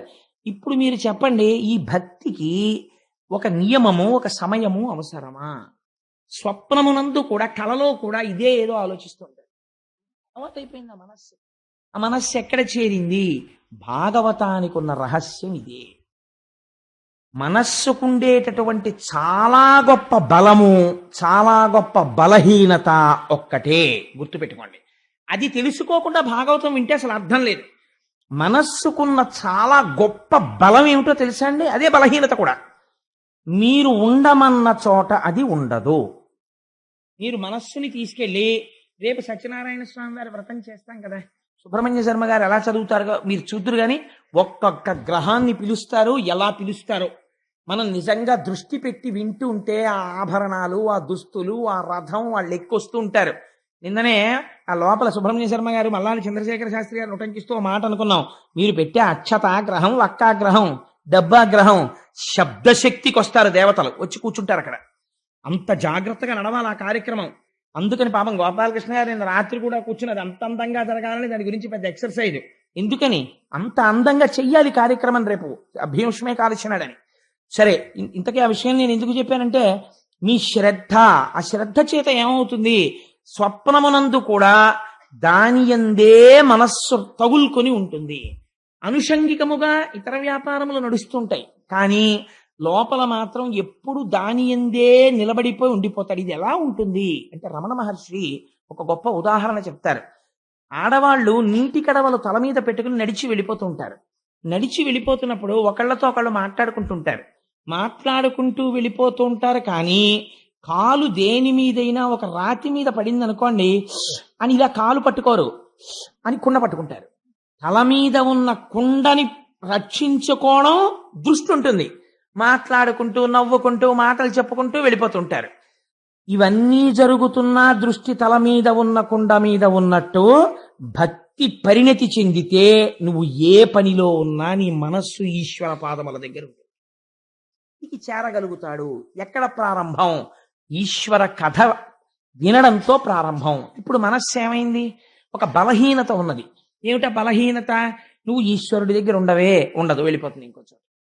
ఇప్పుడు ఈ వెళ్ళిపోయే మనస్సే బలం. ఇప్పుడు మీరు దాన్ని వెళ్ళిపోవడం ఎలా వెళ్ళిపోయేటట్టు చేస్తున్నారు? మీరు ఆలంబనం అందిస్తున్నారు దానికి. దానికి భాగవతం చెప్పారు. ఇప్పుడు ఈ భాగవతంలో ఏం చెప్తారు? భగవంతుడి యొక్క లీలావతార వర్ణనం, ఎన్ని అవతారాలు ఎత్తాడు, ఎలా చేశాడు, ఎదురెదురు మీరు వింటారు. దక్షయజ్ఞ ధ్వంసం దగ్గర నుంచి ఇవాళ అదృష్టం ఉంటే మనకి ఆదివరాహమూర్తి వస్తారు, యజ్ఞవరాహమూర్తి. ఆ వరాహమూర్తి అవతారం దగ్గర నుంచి ఇవన్నీ వచ్చేస్తే మీరు విని విని విని విని విని రాత్రి ఇంటికి వెళ్ళి పడుకున్నారనుకోండి, మీకు ఆ యజ్ఞవరాహమూర్తి యొక్క ఆవిర్భావం కనపడుతుంటుంది. ఎలా కనపడుతుంది? నీ చెప్తే కనపడదు, మీ మనస్సు లగ్నమైతే కనపడుతుంది. ఇక్కడ అదే వినపడుతుంటుంది. రాత్రి నిద్రపోతున్నా ఈ మాటలు చెవులో వినపడుతుంటాయి. ఇప్పుడు ఏమైపోయింది మీ మనస్సు? అంతకుముందు టీవీ సీరియల్ మీద ఉండేది, ఇప్పుడు యజ్ఞవరాహమూర్తి మీద ఉంటుంది. తప్పు దానిదా, ఆసారాన్ని అందివ్వడంలో తేడా చేసిన మనదా? మీరు ఇంద్రియాల్ని ఎలా వాడితే అది అలా పుచ్చుకుంటుంది, దాని తప్పే ఉండదు. మీరు తీసుకెళ్లి దుష్ట వస్తువు ముందు దాన్ని పెట్టారనుకోండి, దాన్నే పట్టుకుంటుంది. అందుకే మీరు ధ్యానంలో ఒక మాట చెప్తారు, మీరు చూడండి. దీపం వంక మీరు అలా చాలాసేపు చూసి కళ్ళు మూసుకున్నారనుకోండి, వెంటనే దీపశిఖ కళ్ళల్లో కనపడుతుంది. మీరు ఇంద్రియాలతో ఏ వస్తువుని తాదాత్మ్యతతో జాగృతిలో చూశారో దాన్నే స్వప్నంలో కూడా చూపిస్తూ ఉంటుంది సాధ్యమైన త్వరలో. సంస్కారము కూడా దాన్ని బట్టి వస్తూ ఉంటుంది. మీరు దానికి ఈశ్వరుని అలవాటు చేసేశారనుకోండి, గుళ్ళోకి వెళ్ళడం, ప్రదక్షిణం చేయడం, ఎప్పుడు ఏదో భగవంతుడి గురించి మాట్లాడుకున్న ముందు మొరాయిస్తుంది, వద్దు వద్దు వద్దు అంటుంది. కానీ దానికి ఉన్న గొప్పతనం ఏమిటో తెలుసా అండి? ఊరుకుంటుంది. సరేలే అయితే అదే బాగుందంటుంది. మీరు బలవంతంగా ఓ 3 నెలలు గుడికి తీసుకెళ్ళడం అలవాటు చేయండి శరీరాన్ని. ఓ రోజు మీరు మానేశారనుకోండి, ఇవాళ గుళ్ళోకి వెళ్ళలేదు, ఇవాళ గుళ్ళోకి వెళ్ళలేదు, ఇవాళ గుళ్ళోకి వెళ్ళలేదు అంటుంది. అది విచిత్రం. ఈ లక్షణం పాముకుందండి. ఇలా మనిషి కనపడితే బుస్సుమనే పాము 10 మాటలు పాముల వాడు అలవాటు చేస్తే అంతమంది మనుషులు చుట్టూ కూర్చున్నా సరే వాడు ఊతుంటే అది పడగ విప్పలా ఆడుతుంది. ఒక పావుకి అలవాటైంది మన మనస్సుకు అలవాటు చేయలేకపోతే దోషం ఎవరిది? మనదే. మన యందు ప్రయత్నం లేదు. దీన్ని శుకుడు ఎత్తి చూపిస్తున్నాడు భాగవతంలో. అందుకని మనస్సుకి ఆలంబనం ఇస్తుంది భాగవతం, మారుస్తుంది మనసుని, ఈశ్వరుడి వైపుకి తిప్పుతుంది. ఇది అందరూ పొందగలరా? ఈ అదృష్టం పొందాలంటే పుణ్యబలం ఉండాలి, ఈశ్వరానుగ్రహం ఉండాలి. ఎవరికి అనుగ్రహం ఉంటుందో వాళ్ళనే ఆయన అడ్మిట్ చేస్తాడు, అందరినీ తీసుకొచ్చి కూర్చోపెట్టాడు. శుకుడి దగ్గర పరీక్షిత్తుని మాత్రమే వినేటట్టు చేశాడు. ఎవరెవరికి ఈశ్వరుడు అనుగ్రహిస్తే వాళ్ళు మాత్రమే భాగవతం వినగలరు తప్ప అందరూ భాగవతం వింటారనే నమ్మకం ఉంటుందా అంటే ఉండకపోవచ్చు. అందుచేత నువ్వు భగవత్ కథాశ్రవణముతో ప్రారంభము చెయ్యి. ఈ సమస్త జగత్తుని సృష్టించిన వాడు ఆయనే. ఒక మాట చెప్తాడు చిట్ట చివర, ఒకానొక స్థితిలో ఈ అయోమయం ఎవరి వరకు వెళ్ళిందో తెలుసా? నాభికమలంలోంచి చతుర్ముఖ బ్రహ్మగారు పుట్టారు. అప్పటికి సృష్టి లేదు, లోకములన్నీ నీటితో నిండిపోయి ఉన్నాయి. ఈ నీటితో నిండిపోయి ఉన్నటువంటి లోకముల యందు తాను ఏమి సృష్టి చెయ్యాలో ఆయనకి ఏం అర్థం కాలేదు. చుట్టూ చూశాడు. అసలు నేనన్నవాడిని ఒకడిని వచ్చాను కదా, కాబట్టి నన్ను కన్నవాడన్నవాడు వాడు ఉండాలి కదా, వాడు ఏడి అని చూశాడు. చుట్టూ ఏమీ లేదు, నీళ్లున్నాయి, జలప్రళయం అయిపోయింది. కంగారు పడ్డాడు. ఏమిటి చెయ్యాలి సృష్టి? నేను ఏదో సృష్టి చెయ్యాలనిపించింది ఇచ్చిన పదవిని బట్టి. అంటే ప్రేరణ ఎక్కడి నుంచి వచ్చింది? ఈశ్వరుల్లోంచి వస్తోంది. ఏమిటి సృష్టి చేస్తాను, ఎలా సృష్టి చేస్తాను అని ఆలోచిస్తున్నాడు. ఒక మాట వినపడింది పైనుంచి. ఎక్కడి నుంచి వినపడిందో తెలియదు. తపా తపా అంది. తపించు తపించు అంది. తపించాడు. తపించడం అంటే ఏమిటి? ధ్యానమగ్నుడై ఈ మాట ఎవరిది వినపడిందో వారి దర్శనమునపేక్షించాడు. అలా తపించగా తపించగా శ్రీమన్నారాయణ దర్శనమైంది. దర్శనమై నువ్వు ఇలా సృష్టి చెయ్యి అని వేదములనిచ్చి బ్రహ్మగారికి ఆదేశం ఇచ్చాడు. అప్పుడు చతుర్ముఖ బ్రహ్మగారు సృష్టి చెయ్యడం ప్రారంభం చేశాడు. ఈ చతుర్ముఖ బ్రహ్మగారు సృష్టి చేయడం ప్రారంభించడంలో ఒక గమ్మత్తైనటువంటి ప్రక్రియ జరిగింది. అంటే నేను స్కందంలో వచ్చేటటువంటి ఆఖ్యానములను కాస్త కలుపుకోవడానికి అవకాశం ఉండే రీతిలో ఆ కథాభాగాన్ని కొద్దిగా మలుపు తిప్పుకుంటున్నాను. దాన్ని మీరు కొద్దిగా గమనించండి. అంటే ఎవరైనా ఇంటికి వెళ్ళి గ్రంథపఠనం చేసే అలవాటు ఉన్న వాళ్ళు ఉంటే వాళ్ళకి తెలియడం కోసం అని చెప్తున్నాను. అంటే 45 రోజుల్లో నిజంగా భాగవతంలో కనీసం ప్రధాన విషయాలు పూర్తి చేయాలన్నా దానికి ఏదో ఒక దారి వెతకాలి కదా మరి. అందుచేత అలా బ్రహ్మగారు సృష్టి చేయడంలో ఆ బ్రహ్మము నుండి సృష్టి వెలువడింది. రకరకములైనటువంటి సృష్టి చేశాడు ఆయన. సృష్టి చేయడంలో కూడా ఒక గమ్మత్తు జరిగిందండి. ఆయన మొట్టమొదట సనక, సనందన, సనత్కుమార మొదలైనటువంటి వాళ్ళని సృష్టించాడు. ఆ నలుగురిని సృష్టించి మీరు సృష్టిని వృద్ధి చెయ్యండి, మీరు బిడ్డల్ని కనండి అన్నాడు. అంటే వాళ్ళు అన్నారు, మేము ప్రవృత్తి మార్గంలో వెళ్ళము, మాకు అక్కర్లేదు, మేము చెయ్యం సృష్టి, మాకు శ్రీహరి పాదములను చేరిపోతాం, నువ్వు మమ్మల్ని అనవసరంగా మళ్ళీ ఇలా సృష్టించావు కాబట్టి మళ్ళీ మేము వెళ్ళిపోతామని వాళ్ళు జ్ఞానులై ఎప్పుడు 5 ఏళ్ల వయస్సులో ఉంటారు. అంటే కాలమునకు లొంగరు వాళ్ళు. 5 ఏళ్ల వయస్సులో చిన్నపిల్లల్లా బట్టలు విప్పుకుని ఎప్పుడు ధ్యానం చేస్తూ వాళ్ళు శ్రీహరి వైపుకు వెళ్ళిపోయారు. ఆయనకి కోపం వచ్చింది. బ్రహ్మగారి కోపం వచ్చి భృకుటి ముడివేశాడు. ఇలాగా విచిత్రం జరిగింది. నీలలోహితుడన్న పేరు కలిగిన రుద్రుడు పుట్టాడు అందులోంచి, ఆ బ్రహ్మములోంచి. పుట్టి కింద పడ్డాడు. కింద పడివాడు ఏడుపు మొదలెట్టాడు. ఏడుస్తుంటే ఆయన అన్నాడు, ఏడవకు ఏడవకు అన్నాడు. ఎందుకు ఏడవకు ఏడవకు, నేను ఎక్కడుండాలి, ఏం చెయ్యాలన్నాడు ఆయన. నేను చెప్తాను ఏడవకు అన్నాడు. నువ్వు పుడుతూనే ఏడిచావు కాబట్టి నిన్ను రుద్రుడు అంటారు అన్నాడు. సృష్టి ఎంత గమ్మత్తుగా వచ్చిందో చూడండి.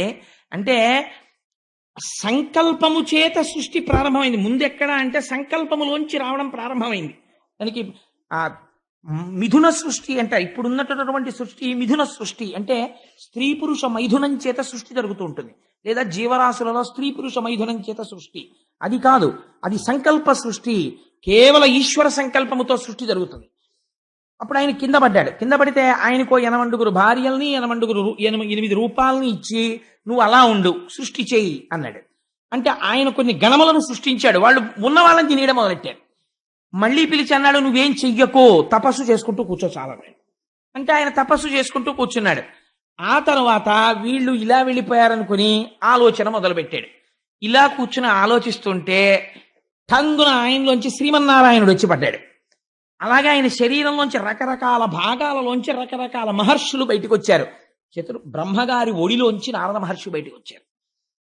ఆయన వీపులోంచి అధర్మం వచ్చింది, అధర్మంలోంచి మృత్యు వచ్చింది. ఆయన ముందు భాగంలోంచి ధర్మం వచ్చింది. ఇవన్నీ ఈశ్వరుడు అంటే విరాట్ పురుషుడై ఉంటాడు. సృష్టి చెయ్యాలన్న సంకల్పంలో ముందు ఇది వచ్చింది.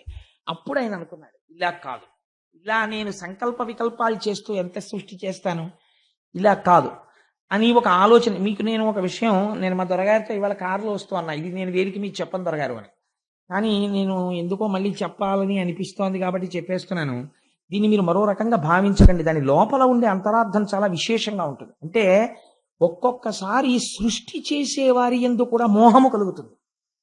బ్రహ్మగారు ఒక స్త్రీని సృష్టించాడు. సృష్టించి ఆ స్త్రీ యందు మోహమును పొందాడు. పొందితే ఋషులు చెప్పారు, అదేమిటి నువ్వు సృష్టించిన స్త్రీ యందు నీకు మోహం ఏమిటన్నారు. వెంటనే ఆయన అన్నాడు, ఇది సృష్టికి ఉండేటటువంటి లక్షణము. కాబట్టి ఏ శరీరముతో అలా మోహం పొందానో దాన్ని నేను వదిలిపెట్టేస్తున్నాను ఆ శరీరాన్ని అన్నాడు. అని ఆ శరీరం వదిలేడు. వదిలితే అది ఏమవ్వాలి? ఆ శరీరం అది పొగమంచు అయింది. అదే పొగమంచు మనకి రోజు కళ్ళకి అడ్డంగా వస్తుంది చూసారా. అందుకే అది ఎదుటగా ఉన్నటువంటి విషయాన్ని కనపడనివ్వదు. కళ్ళు మూసుకుపోయాయిరా అంటారు. పొగమంచు అపకారమే తప్ప ఉపకారం చేయదు. రైలుకి సిగ్నల్ కూడా కనపడదు. ఆ బ్రహ్మము విడిచిపెట్టినటువంటి శరీరమే పొగమంచుగా మారింది. తర్వాత మైథున సృష్టి చెయ్యాలి అనుకున్నాడు ఆయన. అనుకుని తన శరీరంలోంచే రెండింటిని సృష్టించాడు. ఒకటి స్త్రీ, ఒకటి పురుషుడు. ఇంక సమస్య లేదు రా అన్నాడు. ఇక సమస్య లేదు, ఎందుకంటే వీళ్ళ యందు వ్యామోహమును ఏర్పాటు చేస్తాను. ఇప్పుడు ధర్మబద్ధమై ప్రజా సృష్టి జరుగుతుందన్నాడు. అలా మొట్టమొదట సృష్టించిన వాళ్ళల్లో మొట్టమొదట పుట్టినవాడు స్వయంభువ మనువు. ఆయన భార్య పేరు శతరూప. వీళ్ళిద్దరూ పుట్టారు. పుట్టిన తర్వాత బ్రహ్మగారు అన్నారు, కొడుకు తండ్రిని సంతోష పెట్టాలి, నువ్వు సృష్టి చేయి అన్నారు. అంటే ఆయన 5 బిడ్డల్ని కన్నాడు. కానీ వచ్చి నాన్నగారు నేను 5 బిడ్డల్ని కన్నాను అన్నాడు. ఎవరు వాళ్ళు అని అడిగాడు. అడిగితే ఒకడి పేరు ప్రియవ్రతుడు, ఒకడి పేరు ఉత్తానపాదుడు, ఒక ఆవిడ పేరు అకూతి, ఒక ఆవిడ పేరు ప్రసూతి, ఒక ఆవిడ పేరు దేవహూతి అని 3 స్త్రీలు 2 మగపిల్లలు, 5 పిల్లల్ని కన్నానన్నాడు. ఇప్పుడు ఏం చెయ్యను అన్నాడు. శ్రీహరిని సంకీర్తనం చేస్తూ యజ్ఞయాగాది క్రతువులు చేస్తూ సమస్త ప్రాణులను రక్షిస్తూ పరిపాలన చేయి. ఆయన అన్నాడు, అలా పరిపాలించడానికి నాన్నగారు భూమి ఎక్కడుందండి అన్నాడు. ఏమిట్రా భూమి ఏమైపోయింది అన్నాడు. మీరు సృష్టి తామర తంపరగా ఎలా పెంచాలా అని ఆలోచన చేస్తూ ఉన్న సమయంలో ఈ భూమి ప్రళయంలో వచ్చినటువంటి సముద్ర జలములలో పడిపోయి రసాతలానికి వెళ్ళిపోయింది, పాతాళ లోకానికి. ఇప్పుడు ఆ భూమిని పైకి తీసుకొస్తే ప్రాణులన్నీ భూమి మీదకి చేరుతాయి. అప్పుడు ఇంకా సృష్టి జరిగి ఇంకా ప్రాణులు వచ్చి అప్పుడు దీన్ని పరిపాలించడానికి ఆనుకూల్యత ఏర్పడుతుంది. ఇప్పుడు ఆ భూగోళాన్ని పైకెత్తండి అన్నాడు. అమ్మగారు ఆలోచించాడు, ఇదేంటి ఇలా ఎలా ఎత్తుతానరా, ఇలా ఎలా కుదురుతుంది, ఈ భూమిని ఇప్పుడు రసాతలం నుంచి పైకి ఎవరు తీసుకొస్తారు అని ఆలోచిస్తున్నాడు. ఇక్కడ వరకు విన్నారు కదండి. ఇప్పుడు ఒక విషయం వినండి. సంకల్ప సృష్టి ఎలా జరుగుతుందో, ఈయన సంకల్పం చేయగానే వెనక నుండి చేయిస్తున్నవాడు ఒక ఆయన ఉన్నాడు. ఆయనే ఇన్నిగా వస్తున్నాడు. ఆయన ఇప్పుడు ఎలా వచ్చాడో తెలుసా అండి? ముక్కులోంచి ఊడి కింద పడ్డాడు.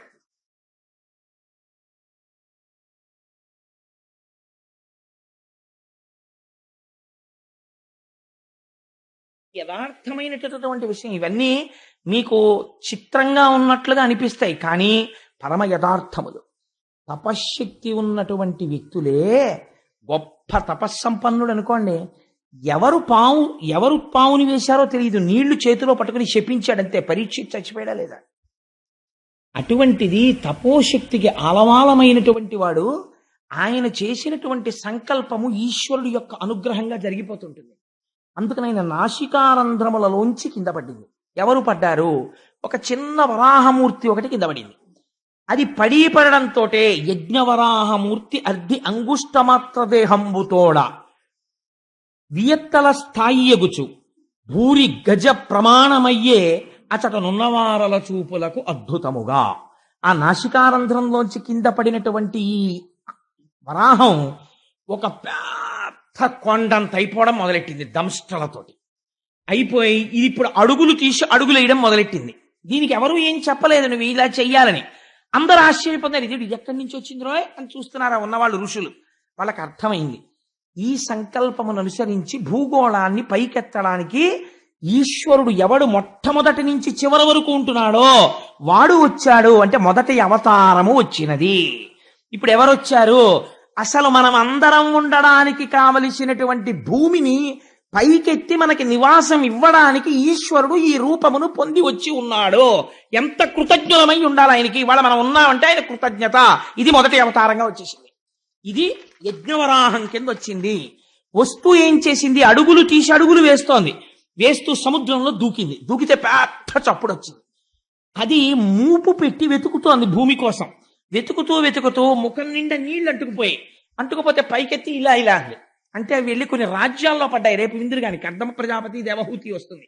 అక్కడ విందురుగాని ఎక్కడెక్కడ పడ్డాయో, ఎక్కడెక్కడ క్షేత్రాలు అయ్యాయో ఆ నీళ్లు పడ్డాయి. పడితే ఋషులందరూ వెళ్ళి ఋగ్యజు సామవేదములతో స్తోత్రం చేస్తూ ఆ నీళ్లు మీద పడేటట్టు నించున్నారు. ఎందుకని? ఈ కంటికి గోచరం అవని వాడు రక్షించడం కోసమని ఒక విచిత్రమైన మూర్తిగా వచ్చాడు. వచ్చి నీటితో తడిసిన దేహంలో ఉన్న నీటిని చిమ్ముతున్నాడు. ఇది మానసికముగా మీ మీద పడాలి. ఇప్పుడు యజ్ఞవరాహమూర్తి మీద ఉన్న నీరు మీరు ఇక్కడ దర్శనం చెయ్యాలి. చేస్తే పడుతుందని.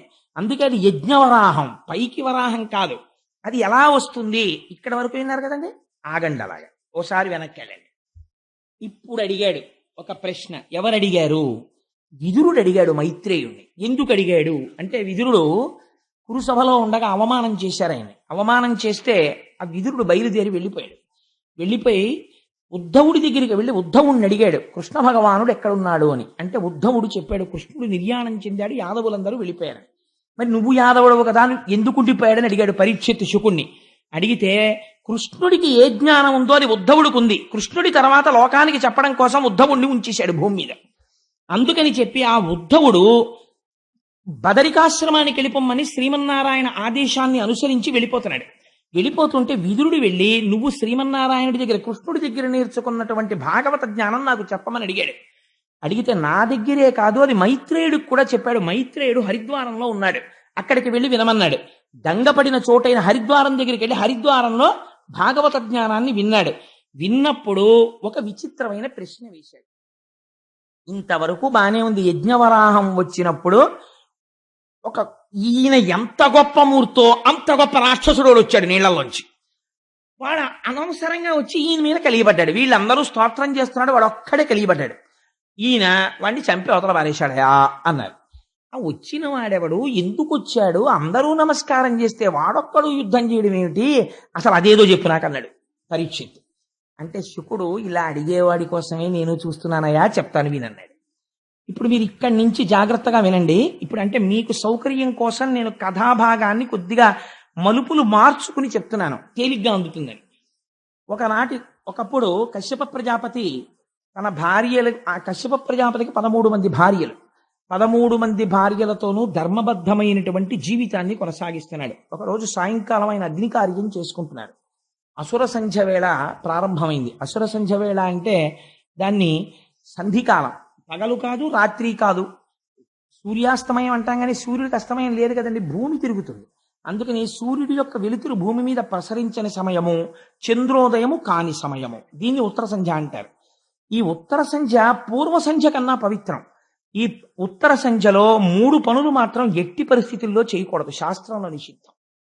చీకటి పడే వేళ, పగలు పూర్తయ్యే వేళ, ఈ రెండిటికి నడుమ ఉన్న ఉత్తర సంధ్యలో పొరపాటున కూడా 3 పనులు చేయరాదు. ఏమవి? 1, భుజించరాదు, తినకూడదు. కలియుగం వచ్చిందని గుర్తేమిటి? ధర్మభ్రష్టత్వం. బళ్ళ ముందు కూడా నిలబడి ఎడం చేతిలో పెట్టుకు తినేస్తూ ఉంటాం అసుర సంధ్య వేళలో. వేళావేళలు లేవు కాబట్టి 1, తినడం నిషిద్ధం. అది ఉగ్రవేళ, మనస్సునందు క్రౌర్యముతో కూడిన ఆలోచనలు వస్తాయి, 6వ వంతు మనస్సై. 2వదేది నిద్రించరాదు. 3వదేది మైథునము జరపరాదు. ఈ 3 నిషిద్ధాలు. మైథునం అంటే స్త్రీ పురుష సంభోగం, జరపరాదు. కానీ గమ్మత్తు ఏమైందంటే కశ్యప ప్రజాపతి అగ్నికార్యం చేసుకుంటున్నారు. ఆయన సాక్షాత్తుగా రాశీభూతమైనటువంటి తపశ్శక్తి, అటువంటి మహానుభావుడు. ఆయన దగ్గరికి దితి అనబడేటటువంటి భార్య వచ్చింది. వచ్చి ఆయనతో ఒక మాట అంది. ఆవిడ చాలా అందంగా మాట్లాడిందండి. ఆవిడ మామూలుగా మాట్లాడలేదు. ఆవిడంది, నా మీద మన్మధుడు బాణప్రయోగం చేశాడు. నేను ఆ బాణప్రయోగపు తాకిడికి నేను తట్టుకోలేక నిలువెల్లా కదిలిపోతున్నాను. నీవు నా భర్తవి, అందుచేత నువ్వు నన్ను అనుగ్రహించి నాలో కలిగినటువంటి ఈ కామావేశమునకు ఉపశాంతిని కల్పించు అని చెప్తూ ఆవిడ ఒక మాట చెప్పింది. నేను ఇలా అడగడం వెనకాతల ఒక రహస్యం ఉంది అని. ఏమిటి అన్నాడు కశ్యపుడు. అంటే అనధర్మపత్ని వలనను మునుకొని తా పుత్ర రూపమున ఉదయించున్, దీపించిన దీపముచే దీపము 2 కాదే సికి 1 అయ్యున్. అంటే కామాన్ని ధర్మంతో కలిపే ప్రయత్నం చేసింది దితి. ఆవిడ ఆ స్థితిలో దోషం పట్టలేము. ఆవిడంది, 13 మంది భార్యలు ఉన్నారు నీకు, మేమందరం ఏకగర్భ సంజాతులం, ఒక తల్లి పిల్లలం. 13 మందిని ప్రజాపతి నీకు ఇచ్చి పెళ్లి చేశాడు. అందులో 12 మందికి సంతానం కలిగారు, ఇంకా నాకు సంతానం కలగలేదు. సాధారణంగా భార్యాభర్తల యొక్క అనుబంధంలో ఒక గొప్ప సిద్ధాంతం ఉంది, ఆత్మావై పుత్రనామాసి. భర్త అపురూపముగా ఇచ్చేటటువంటి కానుక భార్యకు ఏది అంటే తానే తన భార్య కడుపున మళ్ళీ ఉదయిస్తాడు. కాబట్టి ఏమైంది? తానే పుత్రరూపముగా తన భార్యలోంచి పైకొస్తున్నాడు. ఇది ఎట్లా ఉంటుందో తెలుసా? ఆవిడంది, తన ధర్మపత్ని వలనను మునుకొని తా పుత్రరూపమున ఉదయించున్. పురుషుడు తన ధర్మపత్నితో సమాగమం చేసి తానే కొడుకుగా పైకి రావాలి, అది ధర్మం. ధర్మపత్ని విషయంలో ఇది దీపించిన దీపముచే దీపము 2 కాదే సికి 1 అయ్యున్. ఒక దీపాన్ని పట్టుకెళ్ళి ఇంకో దీపాన్ని వెలిగిస్తాం, 2 జ్యోతులు వెలుగుతున్నట్టు కనపడుతుంది. కానీ ఒత్తుల యొక్క పొడుగు పొట్టి ఉండొచ్చు, ప్రమిద ఒకటి ఎర్రగా ఉండొచ్చు, ఒకటి నల్లగా ఉండొచ్చు, నూనె ఒక దాంట్లో ఎక్కువ ఉండొచ్చు, తక్కువ ఉండొచ్చు. కానీ సమాన ధర్మం ఉన్నది మాత్రం ఒకటి ఉంది. ఏది? శిఖి. ఆ దీపం చివర వెలుగుతున్న జ్యోతి మాత్రం ఒకటే. దానిది అదే జ్యోతి, దీనిది ఇదే జ్యోతి. ఈ జ్యోతికి ఆ జ్యోతికి తేడా లేదు. కాబట్టి తండ్రికి కుమారుడికి భేదం లేదు. తండ్రికి కుమారుడికి భేదం లేకపోయినా 2గా కనపడేటట్టు చేయగలిగిన శక్తి ప్రపంచంలో ధర్మపత్ని ఒక్కతే. ఆవిడ మాత్రమే అధికారమును పొంది ఉంటుంది. తన భర్తని కొడుకుగా ప్రపంచమునందు నడిచేటట్టు చేయగలదు, ఆయన తేజస్సుని తాను గ్రహించి. కాబట్టి నేను నీ తేజస్సుని నా యందు ప్రవేశపెట్టమని అడుగుతున్నాను.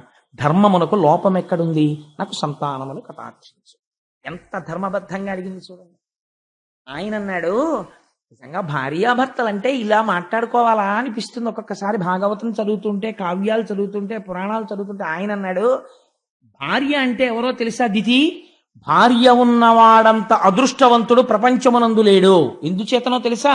శత్రువులు వచ్చినా సరే దుర్భేద్యమైనటువంటి దుర్గమునందు కూర్చున్న రాజు ఎంత ధైర్యంగా ఉంటాడో, ఇంద్రియముల యొక్క అలజడిని ధర్మబద్ధము చేయగలిగినటువంటి భార్య దుర్గము వంటిది. ఎందుకని? భార్య యందలి కామము ధర్మబద్ధమైన కామమై పుత్రరూపమైన అర్థముగా మారిపోతోంది. ధర్మపత్ని వలన ధర్మబద్ధమైన కామము ధర్మబద్ధమైన పుత్రరూపమైన అర్థమునిచ్చి మోక్షము వైపుకి నడిపిస్తోంది ఆయన గయాశ్రాద్ధం పెట్టడం వల్ల. కాబట్టి భార్య అనేది సముత్కృష్టమైనటువంటి స్థానమును అధిరోహించి ఉన్నది. నీ వంటి భార్యని పొంది ఉండడం నా అదృష్టం. ఒకసారి భార్యని పొందిన తర్వాత ఇంటి నిర్వహణ బాధ్యత అంతా భార్య చూసుకుంటుంది. తాను హాయిగా ధర్మకార్యాచరణమునందు పురుషుడు ప్రవర్తిస్తాడు. అదేమిటంటే మరి పాపం అలా ఆడవాళ్ళని ఇబ్బంది పెట్టేయచ్చా పురాణాలని మీరు అనుకోక్కర్లేదు. ఆయన ధర్మం చేసేసుకుంటాడు, ఆవిడ వంట చేసుకుంటుందా అని. ఈయన చేసినటువంటి ప్రతి పుణ్యంలో సగభాగం ఆవిడ ఖాతాలో వేసేస్తారు. ఆవిడ చేసిన పుణ్యంలో సగభాగం ఈయనకి వెయ్యరు ధర్మశాస్త్రంలో. పాపానికి ఎందుకు భయపడమని చెప్పిందో తెలుసా అండి? పురుషుడు తాను పాపకర్మ చేసి ఏదైనా తీసుకుని ఇంట్లో తీసుకొచ్చి పెట్టాడు అనుకోండి, దాంట్లోంచి భాగం భార్యకు కానీ పిల్లలకు కానీ వేరు. మొత్తం ఫలితం తీసుకెళ్లి ఆయన ఖాతాలో వేస్తారు. ఆయన శరీరం పడిపోయిన తర్వాత ఆయన తెచ్చిందంతా వీళ్ళందరూ పంచుకున్నారనుకోండి, వాళ్ళకేమి తప్పేమి తీసుకొచ్చి పెట్టరు, వాళ్ళు అనుభవించవచ్చు. పాపం మొత్తం మూట కట్టుకుని ఎవరెడతారో తెలుసా అండి? పట్టుకొచ్చిన వాడు ఒక్కడే పట్టుకెళ్తాడు, ఉత్తర జన్మల్లో అనుభవిస్తాడు. ఇక్కడేమైంది? చేసుకున్న పుణ్యం ఉంది, అది మాత్రం భార్యకి సగమే వేస్తారు. ఎందుకంటే నువ్వు బతికి ఉండాలంటే, నువ్వు పుణ్యం చేయాలంటే ఆవిడ అన్నం వండి పెట్టింది, ఆవిడ చేసుకోవడం మనిషి పూజ, అందుకని సగం ఆవిడికే అండి శాస్త్రం. అందుకే యోగ్యుడైన వరుణ్ణి చూడండి, యోగ్యుడైన వరుణ్ణి చూడండి అంటే అర్థం ఏమిటో తెలుసా అండి? భగవద్భక్తి కలిగిన కుటుంబంలోంచి వరుణ్ణి తీసుకొస్తారు. ఆయన ఎప్పుడు ఈశ్వరార్చన నిపుణుడై ఉంటే ఆ సగం ఫలితం వెళ్ళి ఆవిడ ఖాతాలో పడితే ఉత్తర జన్మల్లో ఆవిడ ఎంత గొప్ప స్థితినో పొందుతుంది. అందుకని భగవద్భక్తుడికి ఇచ్చి చెయ్యడం కోసమని వెతుకుతారు. కాబట్టి నీ వంటి భార్య దొరకడం నాకు చాలా సంతోషం. కానీ దితి, ఒక్క మాట చెప్తాను విను తరుణి, నేను ఒక్క మాట చెప్తాను. ఇది సంధ్యాకాలము. ఈ కాలమందరయన్ భూతగణావృతుండగుచు కామారాతి లీలన్ సంచరించుట అభావ్యంబయ్యే. కాన ఈ ఉగ్రకాలమునందు అరయన్ నిషిద్ధ కర్మంబగు ఎలా ధర్మమున్ వీడగన్ అని అడిగాడు కశ్యప ప్రజాపతి. ఇది ఉగ్రవేళ అంటారు. అసుర సంధ్య వేళలో పరమశివుడు వృషభవాహనాన్ని అధిరోహించి భూమండలం మీద తిరుగుతాడు. ఆయనకి స్వపర భేదములుండవు. ఆయన వితతస్రస్తకేశుండు, తల దువ్వుకోడు జుట్టిలా పడిపోయి ఉంటుంది, పునుకల మాల మెళ్ళో వేసుకుని తిరుగుతుంటాడు. ఆయన భూమండలాన్నంతటినీ చూస్తాడు. అసుర సంధ్య వేళలో ప్రతి ప్రాణి వంక చూస్తాడు. ఈ సమయంలో ఆయన వెనకాతల భూతగణాలు వెడుతుంటాయి. వాళ్ళు చాలా ఉగ్రమూర్తులై ఉంటారు. వాళ్ళకి ఆ సమయంలో శివుడి పట్ల అపచారముగా ఎవరైనా ప్రవర్తిస్తే శంకరుడు ఊరుకోవచ్చేమో, కానీ ఆయన చుట్టూ ఉన్నటువంటి గణములు అంగీకరించవు. చాలా తీవ్రమైన ఫలితాన్ని ఇచ్చేస్తారు. నీ అక్క చెల్లెలు సతీదేవి పరమశివుడు భార్య అనుకుంటున్నావేమో, ఆయనకి అలాంటి భేదాలున్నావు. ఆయన మహాజ్ఞాని. తెలియనివాడు, కొన్ని కోట్ల జన్మలు ఎత్తవలసినటువంటి వాడు, జ్ఞానము లేనివాడు శంకరుణ్ణి చూసి ద్వేషించి మాట్లాడతాడు. జ్ఞానము రావాలంటే శంకరుడి వల్లే వస్తుంది. ఆయన పరమ పవిత్రుడు. అటువంటి శంకరుడికి నమస్కరించి మర్యాదగా ప్రవర్తించాలి. ఈ ఉగ్రవేళన్ రమించన్ నిషిద్ధ కార్యంబగు. శంకరుడు వృషభవాహనారూఢుడై వెడుతుంటే భార్యాభర్తలు సంగమిస్తే ఆయన ఆగ్రహానికి కారణం అవుతుంది. అందుచేత ఈ కాలమందరయన్ మంచిది కాదు. అందుచేత కొంతసేపు తాళు తరుణీ, ఒక్క ముహూర్తముండు, ఒక్క ముహూర్త కాలం వేచి ఉండు, నీకు కలిగినటువంటి కోరికని భర్తగా నేను తీరుస్తాను అన్నాడు.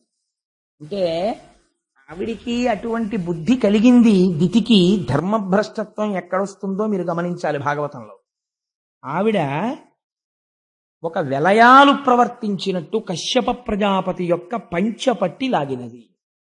అయితే ఆయన అన్నాడు, ఈశ్వరుడికి నమస్కారం చేసి, నేను ధర్మపత్ని పట్ల ఇంతకన్నా భిన్నంగా ప్రవర్తించకూడదు అని ఆవిడ కోరుకున్న సుఖాన్ని ఆవిడికి కటాక్షించి ఆయన స్నానం చేసి ఆచమరు ఆచమనం చేసి ఆయన కార్యమునందు ఆయన నిమగ్నుడైపోయాడు. కొంతసేపు అయిపోయిన తర్వాత దితికి అనుమానం వచ్చింది. చేయరాని పని చేశాను, దీని యొక్క ఫలితము ఉగ్రముగా ఉంటుందేమో అని పరమశివుడికి క్షమార్పణ చెప్పి రుద్రగణాలకి క్షమార్పణ చెప్పింది. కానీ అందులో అప్పటికే జరగవలసిన అపకారం జరిగిపోయింది. భూతగణాల్లో ఇద్దరు చూసేశారు. అది భద్రాభద్రులు అనేటటువంటి వాళ్ళు చూసి ఉగ్రమైనటువంటి ఫలితాన్ని ఇచ్చేశారు. కశ్యప ప్రజాపతి దగ్గరికి వెళ్ళి అడిగింది, అయ్యా నా కడుపున పుట్టేటటువంటి బిడ్డలు కానీ ప్రమాదం తీసుకురారు కదా అని అడిగింది. కశ్యప ప్రజాపతి అన్నాడు, నేను వద్దని చెప్పాను, నువ్వు వినలేదు. నీ కడుపున పుట్టబోయేటటువంటి ఇద్దరు బిడ్డలు కూడా లోకకంటకులై వాళ్ళు పుట్టగానే ఆకాశం నెత్తురు వర్షిస్తుంది, నక్కలు కూస్తాయి, కొన్ని వేల మంది స్త్రీల కళ్ళంబట నీళ్లు కార్పిస్తారు, ఋషులను బాలులను బ్రాహ్మణులను బ్రహ్మచారులను వేదాన్ని దేవతల్ని అవమానపరుస్తారు. చిట్ట చివరికి వాళ్ళు శ్రీహరి చేతిలో అంతమును పొందుతారు. వేటప్పటికప్పుడు ఆవిడ బావురుమని ఏడ్చింది. ఆఖరికి ఇంత అపఖ్యాత, నాకు దీనికి నివారణోపాయము లేదా అని అడిగింది. అడిగితే కశ్యప ప్రజాపతి అన్నారు, పశ్చాత్తాపమే నివారణోపాయం. నువ్వింత పశ్చాత్తాపడ్డావు కాబట్టి చేసిన దోషం పోదు. కానీ మనవడు మాత్రం మహాభక్తుడైనటువంటి వాడొకడు ఆ హిరణ్యకశిపుల్లో ఒకడికి కొడుగ్గా పుడతాడు. ప్రహ్లాదుడు పుట్టాడు. నీ పశ్చాత్తాపము వలన ఒక మహాపురుషుడు, ఒక మహాభక్తుడు జన్మిస్తాడు. భాగవతం కాలస్వరూపం ఎలా ఉంటుందో, ప్రమాదాలు ఎక్కడి నుంచి వస్తాయో బోధ చేస్తుంది. కాలము ఒక కాలము సాత్వికంగా ఉంటుంది, ఒక కాలము ఉగ్రముగా ఉంటుంది. కాలమును బట్టి వ్యవహరించాలి తప్ప చిత్తము వచ్చినట్లు ప్రవర్తించకూడదు. ఉగ్రవేళ అసుర సంధ్య వేళలో సాయంకాలం వేళ ఒక్క ఈశ్వరనామమే వినాలి. అందుకే అసుర సంధ్య వేళలో పురాణ ప్రవచనం పెట్టడానికి కారణం అదే. ఎందుకు పురాణ ప్రవచనం చేస్తారంటే అప్పుడు వినడం చేత ఈశ్వరుడు చాలా పరితృప్తుడవుతాడు. శాబాష్, వీళ్ళందరూ చూడండి రా భగవంతుడి కథ ఎలా వింటున్నారో అని విశేషంగా కోరికలు తీరుస్తాడు. తప్పించి వాళ్ళ జోలికి రాడాయన. అందుకని ఆ అసుర సంధ్య వేళలో చేసినటువంటి దుష్కృత్యము వలన నీ వంశములో మనవడు అటువంటి వాడు పుడతాడు. కానీ కొడుకులు మాత్రం దుర్మార్గులు పుట్టి శ్రీహరి చేతిలో మరణిస్తారు. ఆవిడేం చేసిందో తెలుసా అండి? దితి ఆవిడ మహాపతి వ్రత. అసలు పిల్లల్ని కండం మానేసింది, కడుపులో ఉంచేసింది. వాళ్ళు బయటికి వస్తే చంపేస్తారేమోనని 100 సంవత్సరములు గర్భమునందు ఉంచేసింది. ఉంచేస్తే ఆ గర్భము నుంచి తేజస్సు బయలుదేరి అది లోకములను కప్పేస్తోంది. కప్పేస్తుంటే అందరూ వెళ్ళి మళ్ళీ మొరబెట్టుకున్నారు. దితి గర్భములోంచి వస్తున్నటువంటి తేజస్సు లోకములను ఆక్రమిస్తోంది. కాబట్టి ఆవిడ బిడ్డల్ని కనేటట్టు చూడమని కశ్యప ప్రజాపతి అన్నాడు, అది సృష్టి విరుద్ధం, నీ బిడ్డల్ని నువ్వు కనమన్నాడు. అప్పుడు హిరణ్యాక్ష హిరణ్యకశిపులు జన్మించారు. కశ్యప ప్రజాపతే పెట్టారండి ఆ పేర్లు. ఎలాగో వస్తుందిగా ప్రహ్లాదోపాఖ్యానం, అప్పుడు చెప్తాను. హిరణ్యకశిపుడికి హిరణ్యాక్షుడికి వాళ్ళిద్దరి పేర్లు ఆయన ఎందుకు అలా పెట్టాడో చెప్తాను. ఆయనకి ముందే తెలుసు వచ్చిన వాళ్ళు ఎలా ఉంటారో. అందుకే హిరణ్య ముందు పెట్టి ఒకడికేమో అక్షి, ఒకడికి కశ్యప్ అని. హిరణ్య కశిపుడు, ఒకడికి హిరణ్య అక్షుడు. ఒకటి కనపడ్డనల్లా కన్నుబడిందా తీసుకెళ్లి దాచేస్తాడు. ఒకడికి ఎంతసేపు తానే గొప్పవాడని తన భోగం అనుభవించాలని ఆఖరికి యజ్ఞాలు యాగాలు కూడా తన పేరు మీద చేయించుకుంటాడు. అహంకార మమకారాలే ఇద్దరును. అందుకని ఆ హిరణ్యాక్ష హిరణ్యకశిపులు ఇద్దరు దితి యొక్క గర్భము నుండి జన్మించారు. ఇప్పుడు వీడు పుట్టడంతో దుర్నిమిత్తములన్నీ కనబడ్డాయి. వాడు ఆకాశం అంతెత్తు పెరిగిపోయాడు. ఒక పెద్ద పర్వతం ఎంత ఉంటుందో అంతెత్తు పెరిగిపోయాడు. పెరిగిపోయి వాడికి పుట్టినప్పటి నుంచి ఏమిటి కోరికంటే యుద్ధం. నాకు యుద్ధం కావాలి, నాతో యుద్ధం చేసేవాడెవడు, నాతో యుద్ధం చేసేవాడెవడు, నాతో యుద్ధం చేసేవాడెవడని వాడు విశేషమైన కోరికని పెంచుకున్నాడు. పెంచుకుంటే ఆయన యుద్ధం కోసం అనేక మంది దగ్గరికి వెళ్ళాడు. చిట్ట చివరికి ఎవరి దగ్గరికి వెళ్ళాడంటే సముద్రం లోపల ఉన్నటువంటి వరుణుడి దగ్గరికి వెళ్ళాడు. వెళ్ళి వరుణుడిని పిలిచాడు, ఏమయ్యా నువ్వు ఎక్కడో సముద్రంలో ఉంటావు కదా, నా యొక్క భుజముల తీట తీరాలి, అందుకని నువ్వు రా, వచ్చి నాతో యుద్ధం చెయ్యి అన్నాడు. అంటే ఆయన అన్నాడు, నీకోసం వచ్చేవాడు ఒక ఆయన ఉన్నాడు రా, నాతో యుద్ధం ఎందుకు నీకు, నువ్వు అసలు ఎవరి చేతిలో చావాలని నిర్ణయం అయిపోయిందో వాడు వచ్చేసే సమయం అయిపోయింది, నువ్వు ఒక్కసారి ఆ సముద్రం మీదకి వెళ్ళి నీకు కనపడతాడు, ఆయనతో యుద్ధం చేయి చచ్చిపోదు కదా. నిర్ణయం అయిపోయిందన్నమాట వరుణుడు ఎలా చెప్పగలిగాడు అంటే దీని వెనకకి మళ్ళీ ఇంకొక ఆఖ్యానం కలుస్తుంది. ఈ భద్రాభద్రులనేటటువంటి రుద్రగణములు చూసి వీళ్ళ యందు ఉగ్రమైనటువంటి బిడ్డలు పుట్టాలని ఎప్పుడైతే నిర్ణయం జరిగిందో, ఎంత శివకేశవ అభేదంగా నడుస్తుందో చూడండి పురాణం. శ్రీ మహావిష్ణువు దగ్గర ఇద్దరు పార్షదులు ఉన్నారు, జయ విజయులని. వైకుంఠంలో వాళ్ళిద్దరు ద్వారం దగ్గర నిలబడతారు. అంటే 7 ద్వారములు ఉంటాయి. 7వ ద్వారం దాటితే లోపల ఇంకా స్వామి దర్శనం అవుతుంది. 7వ ద్వారానికి అటు ఇటు నిలబడి ఉన్నారు. నిలబడి ఉంటే సనక సనందనాదులు లోపలికి వెళ్ళారు. వైకుంఠానికి ఉన్న గొప్పతనమేమి అంటే ఒక విషయం చెప్పారు.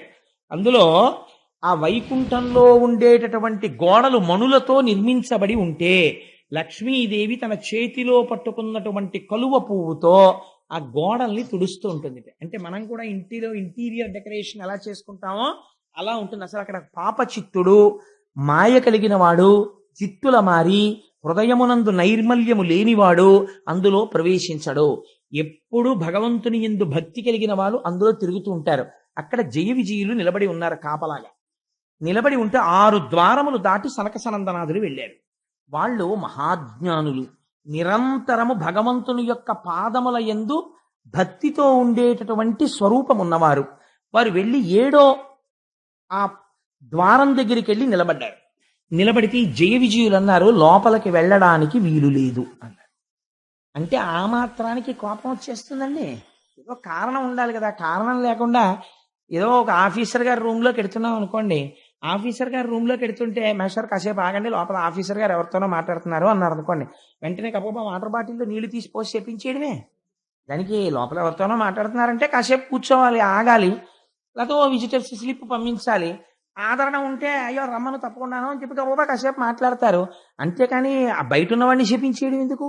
మరి సనక సనందనాథులు వెంటనే జై విజయుల్ని శపించేస్తే అది అర్థరహితమైన విషయమా కాదా పురాణంలో? ఇంకా వాళ్ళేం బ్రహ్మజ్ఞానులండి. వాళ్ళు శపించడానికి ఒక కారణం ఉండాలి. వాళ్ళు ఆ కారణం చూపించారు. వాళ్ళు అన్నారు ఇది వైకుంఠం, వైకుంఠమునందు మాత్సర్యం ఉండదు. ఇక్కడ ఎవ్వరూ కూడా ఒకరి మీద ఒకరికి మత్సరం ఉండదు. అసలు ఎవరి మీద ఎవరికి పగ ఉండదు. కాబట్టి ఎవరి మీద ఎవరికి ప్రతీకారం ఉండదు. ఇక్కడ ఎవరు ఎవరికి హాని చెయ్యరు. ఎవరు హాని చేసేవాళ్ళు లేనప్పుడు లోపలికి వెళ్ళి ఈశ్వరుణ్ణి దర్శించుకోవడానికి మెటల్ డిటెక్టర్లు, పరీక్షలు ఎందుకు? మళ్ళీ ఎందుకు ఆపినట్టు? పోనీ లోపల ఉన్నాయన ఏమైనా విజిటింగ్ అవర్స్ పెట్టాడా? ఫలానా టైంలోనే పంపించండి, మిగిలిన టైమ్స్లో వద్దు అని చెప్పేటటువంటి వాడైతే మీరు అడ్డు పెట్టినందుకు మేము అంగీకరిస్తాం. ఆయన భక్తపరాధీనుడు. ఆయన భక్తులైనటువంటి వాళ్ళు వస్తే చాలు ఆర్తితో ఆయన ఎదురొచ్చేటటువంటి స్వభావం ఉన్నవాడు. అటువంటి వాడు లోపలుంటే వెళ్ళడానికి మేమొస్తే మా హృదయములో ఆయన్ని దర్శనం చెయ్యాలన్న కాంక్ష తప్ప వేరొకటి లేకుండా ఉంటే మధ్యలో అడ్డు పెట్టడం మీకు మించిన స్వాతంత్రం. మీ మించిన స్వాతంత్రానికి మీరు పోయారు కాబట్టి, మత్సరము లేని చోట మత్సరాన్ని సృష్టిస్తున్నారు కాబట్టి, ఏది ఎక్కడ ఉండకూడదో దాన్ని మీరు చూడటం మొదలు పెట్టారు కాబట్టి అది ఎక్కడ పుష్కలంగా దొరుకుతుందో ఆ భూలోకానికి పొందారు అనేటప్పటికీ వాళ్ళిద్దరూ కాళ్ళ మీద పడి పెద్ద ఏడుపు మొదలెట్టారు. ఇప్పుడు శ్రీమన్నారాయణుడు బయటకు వచ్చారు. స్వామి బయటికి వస్తే ఎలా ఉంటుందండి? ఆయన పుట్టుమచ్చ ఉంటుందిట, నల్లటి పుట్టుమచ్చ ఒకటి. ఆ పుట్టుమచ్చని శ్రీవత్సము అని పిలుస్తాం. అది చూసి జయ విజయులు పొంగిపోయారు. స్వామి ఏమి అందగాడివయ్యా, నీ స్వరూపం మేము ఎప్పుడూ చూడలేదు. మా తండ్రి గారైనటువంటి చతుర్ముఖ బ్రహ్మగారు మాకు ఉపదేశం చేశారు. ఇలా ఉంటాడరా శ్రీమన్నారాయణుడంటే, మీరు రోజు ఉపాసన చెయ్యండి అని మాకు చెప్పారు. జలధరదేహు నాజాను చతుర్బాహు సరసీరుహక్షు విశాలవక్షు. ఎన్ని మార్లు చెప్పినా అదే వర్ణన. శంఖచక్ర గదా పద్మహస్తు. ఆ శంఖచక్ర గదా పద్మములను పట్టుకున్న వాడై పట్టు పీతాంబరాన్ని కట్టుకుని నిరంతరము లక్ష్మీదేవి చేత తులసితో కూడినటువంటి గంగాజలముల చేత కడగబడినటువంటి పాదములున్నవాడై మహానుభావుడు మంచి కౌస్తుభమణిని ధరించి వనమాల వేసుకుని ఉంటే అందులో గండు తుమ్మెదలు మకరంద పానం కోసమని రొద చేస్తూ ఉంటాయిట. ఆ రుక్మిణీదేవి అడిగింది, నేను ఎప్పటికైనా ఆ వనమాల వాసన చూడాలయ్యా నిన్ను కౌగిలించుకుని అని అడిగింది. ఆ వనమాలా విరాజితుడై రకరకములైనటువంటి ఆభరణములను దాల్చినటువంటి వాడై స్వామి నడిచి వస్తుంటే కదలిన బాహుపద క్రమంబున కంకణ రవము సూప అంటారు పోతన గారు. ఆయన అడుగు తీసి అడుగు వేస్తుంటే ఆయన పాదములకు పెట్టుకున్నటువంటి మంజీరములు మీరు ఎప్పుడైనా ఏడుకొండలవాడి యొక్క దర్శనం చేస్తే కనపడుతుంది. మీరు ఈ మాట వెళ్ళినప్పుడు జాగ్రత్తగా చూడండి. ఆయన మోకాళ్ళ దగ్గర కూడా పెద్ద పెద్ద కంకణాలు ఉంటాయి. ఇలాగా వాటికి మువ్వలు ఉంటాయి. మోకాళ్ళ దగ్గర కంకణాలు, ఇక్కడ పాదములకు మంజీరములు, ఈ కర్ణములకు చెవులకు ఇక్కడి నుంచి ఇక్కడ వరకు కర్ణాభరణములు, ఆ కర్ణాభరణములు పెట్టుకోవడం వల్ల బుగ్గల మీద పడేటటువంటి కాంతులు, విశాలమైనటువంటి లలాటము, దానికి పెట్టుకున్నటువంటి ఆ కస్తూరి తిలకము, ఆ పైన పెట్టుకున్నటువంటి పెద్ద కిరీటము, వెనకాతల వచ్చేటటువంటి సత్వగుణ ప్రధానులైనటువంటి పారిషదులు, వీళ్ళందరితో కలిసి ఒక మెరుపు తీగ ఎలా వస్తుందో అన్నిటికన్నా గొప్పతనం నీలతో యద మధ్యస్థ విద్యుల్లేకే భువాస్వర అని తెల్లటి వస్త్రం కట్టుకుని మెరిసిపోతూ అమ్మవారు అలవోకగా చేతిలో ఒక తామర పువ్వు పట్టుకుని తన చేత్తో శ్రీమన్నారాయణుడి చెయ్యి పట్టుకుని ఆ లక్ష్మీనారాయణులిద్దరూ బయటికి వచ్చి నిలబడ్డారు. ఇలా తిరిగి చూశారు. ఆ చప్పుడికి ఎదురుగుండా కనపడిన వాడు స్వామి లక్ష్మీ సహితుడై పొంగిపోయారంతే ఆ సనకసనందనాలు. స్వామి, ఈ మూర్తిని మా నాన్నగారు మాకు ఉపదేశం చేశారు. ఎప్పటి నుంచో మేం మనస్సులో ఈ మూర్తిని ఉపాసన చేస్తున్నాం.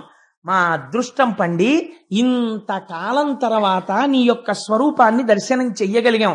మా భాగ్యం పండిందయ్యా అని ఆయన పాదాల మీద పడి నమస్కారం చేశారు.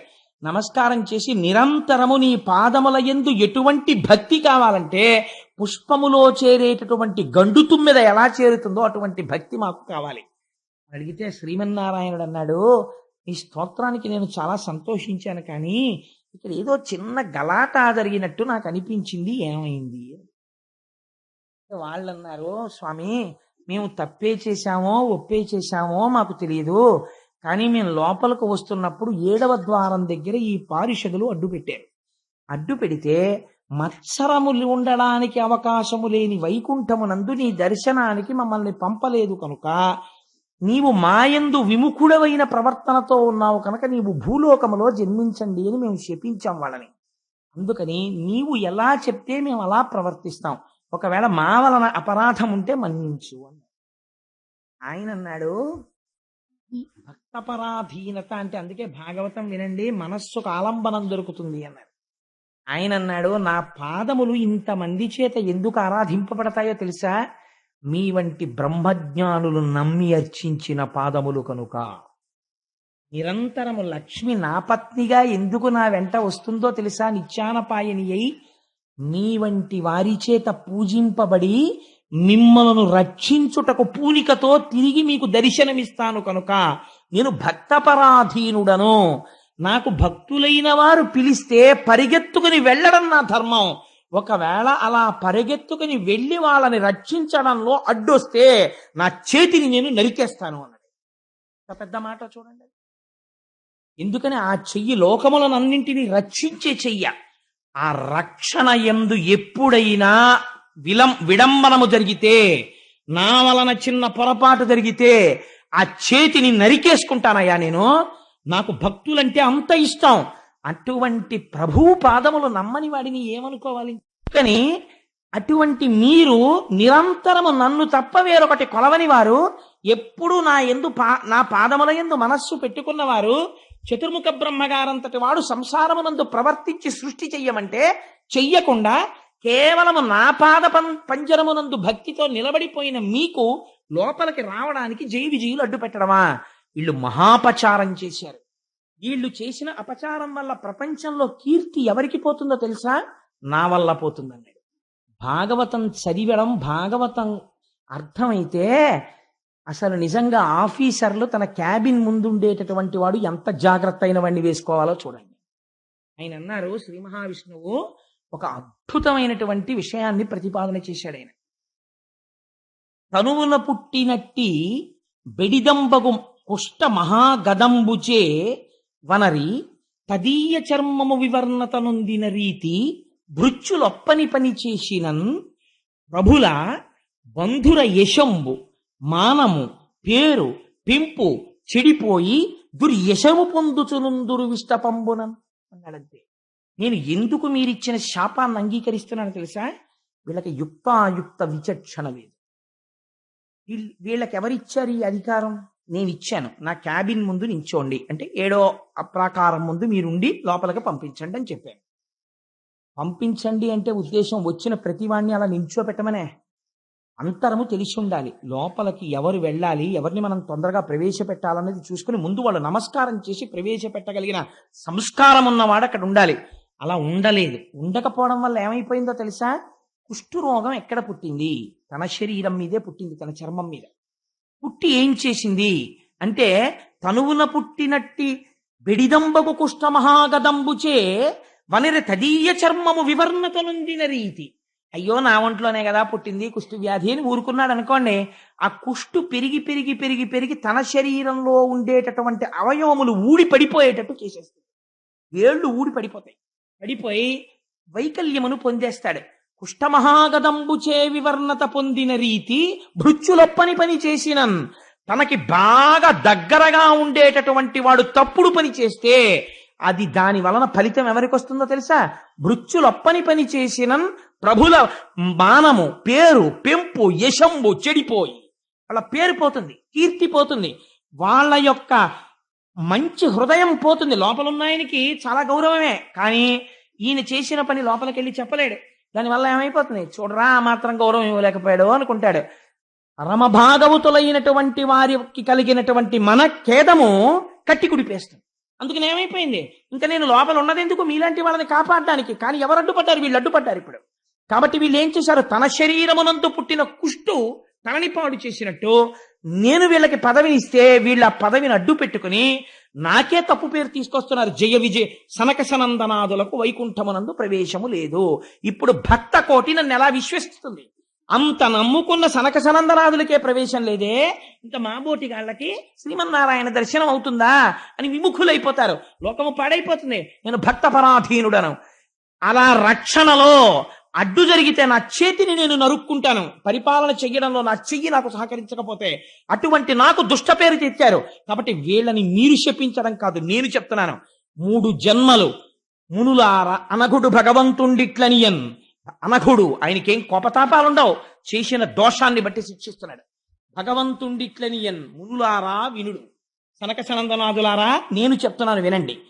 అనయము వీరలు భువికింజని అసురయోనింజన్మించి మహోగ్ర లోభ సంగతులయ్యడం. వీళ్ళు ఉత్తర క్షణం భూలోకానికి వెళ్ళిపోతారు. వెళ్ళిపోయి రాక్షసయోని యందు జన్మిస్తారు. జన్మించి ఉగ్రమైనటువంటి రాక్షసులై అపారమైనటువంటి లోభత్వాన్ని పొందుతారు. అంటే అప్పుడు వాళ్ళిద్దరూ శ్రీమన్నారాయణుడి చరణారవిందముల మీద పడి లోపల ఉన్నవాడి హృదయాన్ని అర్థం చేసుకోవడంలో పొరపాటు జరిగింది. స్వామి క్షమించు, మళ్ళీ మాకెప్పుడు వైకుంఠానికి ఆగమనం అని అడిగారు.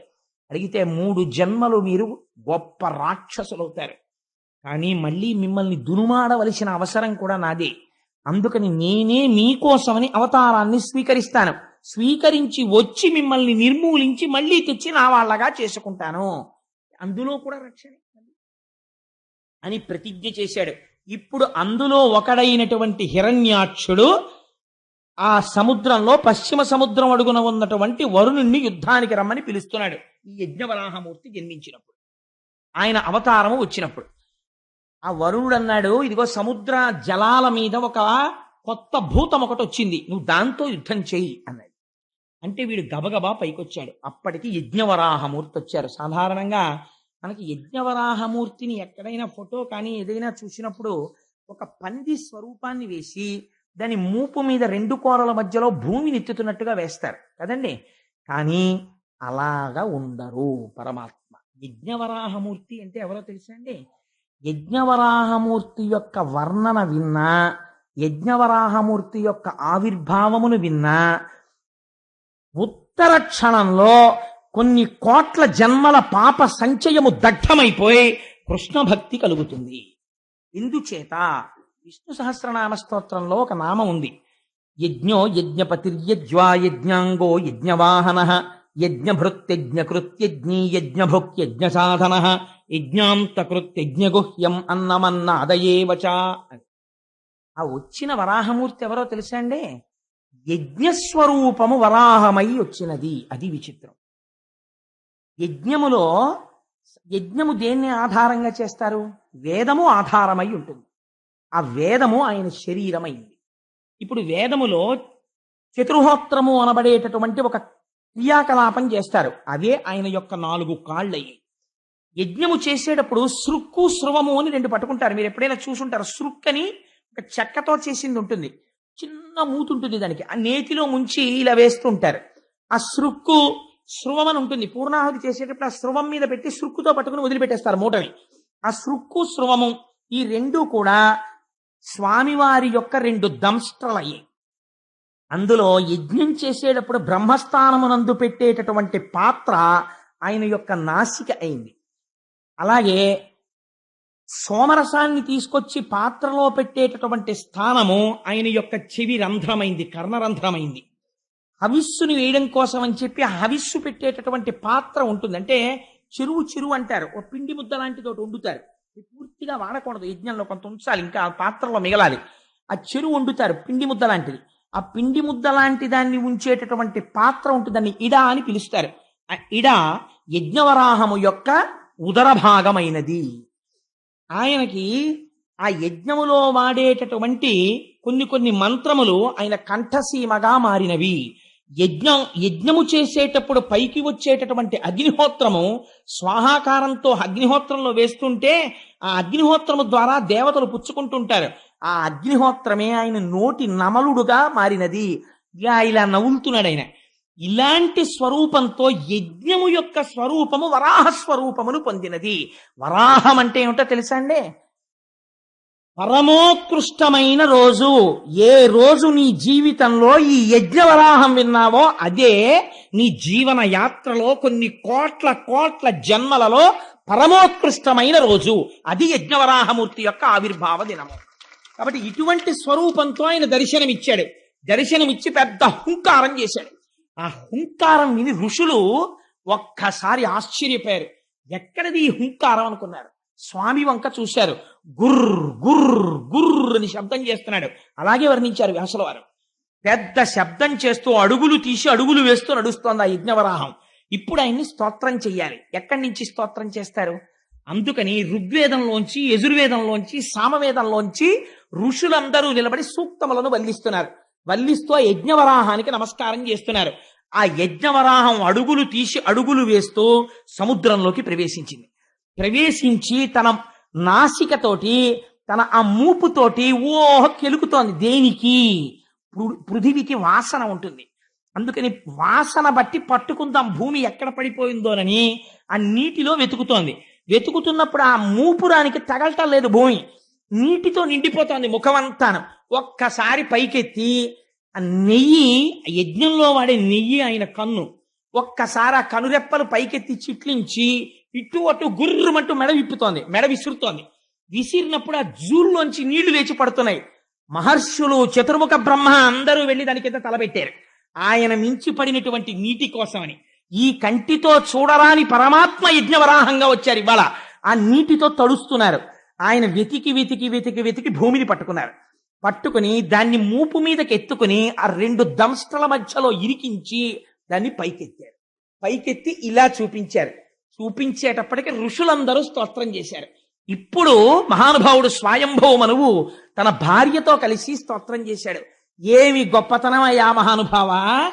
ఈ ప్రజలు ప్రాణులు నిలబడడానికి భూమి లేదు, రసాతలంలో పడిపోయిందంటే యజ్ఞవరాహమూర్తి వయ్యొచ్చి భూమండలాన్ని పైకెత్తావు, పైకెత్తి తీసుకొచ్చావు. ఇప్పుడు దీన్ని నిలబెట్టాలి. ఎలా నిలబడుతుంది ఇప్పుడు ఇది? దీనికి ఆధార శక్తినిచ్చాడు. నిలబడ్డానికి నీటిలో ఆధార శక్తినిచ్చి మూపురం మీద ఇలా ఉంచి కింద పెట్టాడు. కింద పెట్టి మూపురాన్ని పైకెత్తి నిలబడ్డాడు. ఇలా భూమండలాన్ని గోళ రూపంలో పైకెత్తితేట పుడమి తల్లి పొంగిపోయిందిట భూదేవి. ఆహా, ఏమి అదృష్టం, నా అదృష్టం! నా స్వామిని తన మూపురంతో పైకెత్తాడని గాఢంగా ఆలింగనం చేసుకుందిట. తత్ఫలితమే నరకాసురుడు జన్మించాడు. అది ఎందుకు అలా పుట్టాడో, ఎందుకు భూదేవి సత్యభామగా వచ్చిందో అక్కడ చెప్తాను. ఆ విశేషాలు దశమస్కంధం దాటుతున్నప్పుడు చెప్తాను. ఇప్పుడు చెప్పడం కుదరదు. అందుకని ఆ యజ్ఞవరాహమూర్తి రూపంలో పైకెత్తాడు.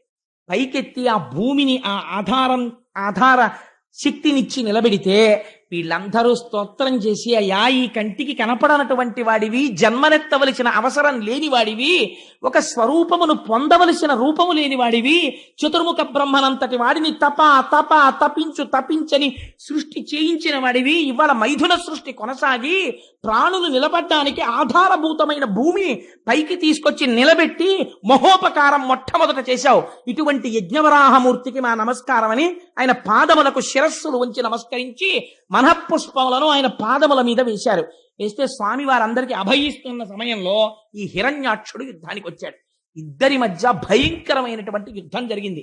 ఆశ్చర్యం ఏమిటో తెలుసా అండి? వాడేం సామాన్యమైన శక్తివంతుడు కాడు. యజ్ఞవరాహమూర్తి శరీరంలోంచి నెత్తురు కారేటట్టు కొట్టాడు వాడు. ఒక స్థితిలో ఎంత చిత్రం జరిగిందంటే, హిరణ్యాక్షుడు ప్రయోగించినటువంటి గదా ప్రహారమునకు స్వామి చేతిలో గద జారి కింద పడిపోయింది. పడిపోతే వాడన్నాడు, నేను కొట్టను, గద తీసుకో, గద లేని వాణ్ణి కొట్టనన్నాడు. ధర్మానికి ఆశ్చర్యపోయారు స్వామి, ఎంత ధర్మాత్ముడివిరా ఈ ఒక్క విషయంలో అనుకుని వెంటనే సుదర్శన చక్రాన్ని స్మరించారు. స్వామికి అదో సంతోషం.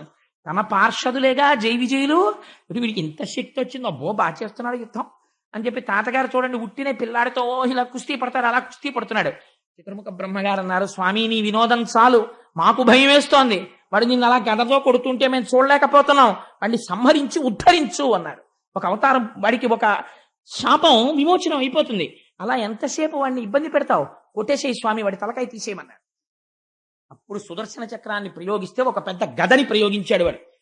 ఆయన, అబ్బో పోతన గారు ఏమి పద్యాలు రాస్తారోనండి మహానుభావుడు, గద సారించి అసహ్య విక్రమ సమగ్ర స్ఫూర్తితో వేయగా వరాహమూర్తి ఆ గద తప్పించి ఆ దంష్ట్రాగ్రాహతిన్ తుంచి బలమొప్పన్ మదాతిరేక బల శౌర్యోదార విస్తార పంచాస్య సంపద సామజేంద్రమును బలమొప్పన్ ఈడ్చి త్రుంచు చందంబునన్ అంటారు. ఎంత గొప్ప పద్యమో చూడండి. ఆ హిరణ్యాక్షుడు గదని గిర్ర గిర్ర గిర్ర గిర్ర తిప్పి స్వామివారి మీదకి విసిరితే అలవోకగా గదని పట్టుకున్నారట. పట్టుకుని విరిచేసి అవతల పారేసి, నిన్ను చంపడానికి సుదర్శన చక్రం వెయ్యాలా? వాడు భయంకరమైన మాయ కల్పించి భూతప్రేత పిశాచాల్ని ఎముకల్ని వర్షం కల్పించాడు. సుదర్శన చక్రంతో కొట్టేశారు దాన్ని. కొట్టి ఆఖరణ ఇంకా ఎంతసేపు వినోదం స్వామి, వాడిని నిగ్రహించమన్నారు. నిగ్రహించమంటే పిల్లాన్ని చూడండి, చూసి చూసి చూసి చూసి తండ్రి ఏమిట్రా ఈ అల్లరి అనో లెంపకాయ కొడతాడు. అలా మీరు కావాలంటే భాగవతంలో చూడండి, ఆదివరాహమూర్తి గూప మీద ఓ లెంపకాయ కొట్టారు హిరణ్యాక్షుణ్ణి. అంతే వాడి కింద పడిపోయి నాసికారంధ్రముల వెంట కర్ణరంధ్రముల వెంట నెత్తురు కారిపోతుండగా కిరీటం పడిపోయి తన్నుకుంటున్నాడు. దితికి అర్థమైంది, ఓహో నా కొడుకుని శ్రీహరి సంహరిస్తున్నాడని. ఆవిడ స్తన్యములలోంచి రక్తము స్రవించి ఇక్కడ హిరణ్యాక్షుణ్ణి తన 2 కోరలతో నొక్కి పట్టి సంహరించాడు. హిరణ్యాక్ష వధ పూర్తయి ఆయనకి ఒక శాపం తీరిపోయింది, భూమండలాన్ని పైకెత్తాడు. అందుకే ఆ మహానుభావుడు యజ్ఞవరాహావతారంలో భూమిని పైకెత్తినటువంటి ఆ కోర అంటే శంకర భగవత్పాదులకి ఎంత ఇష్టమో చెప్పలేను.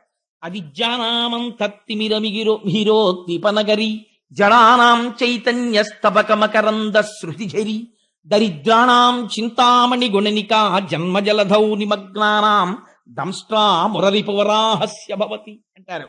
ఆ ఆదివరాహమై యజ్ఞవరాహమై ఆనాడు 2 కోరలతో భూమండలాన్ని సముద్రంలోంచి ఇలా పైకెత్తుతూ తడిసిపోయిన ఒంటితో నిలబడినటువంటి స్వామి ఉన్నారే, ఆ మూర్తిని మానసికంగా ఇక్కడ ఎవరు దర్శనము చేసి చేతులొగ్గి నమస్కరిస్తున్నారో అటువంటి వారి యొక్క జీవన యాత్రలో ఈ ఘట్టమును విన్న రోజు పరమోత్కృష్టమైన రోజు అయి వారి పాపరాశి ధ్వంసమవుతోంది.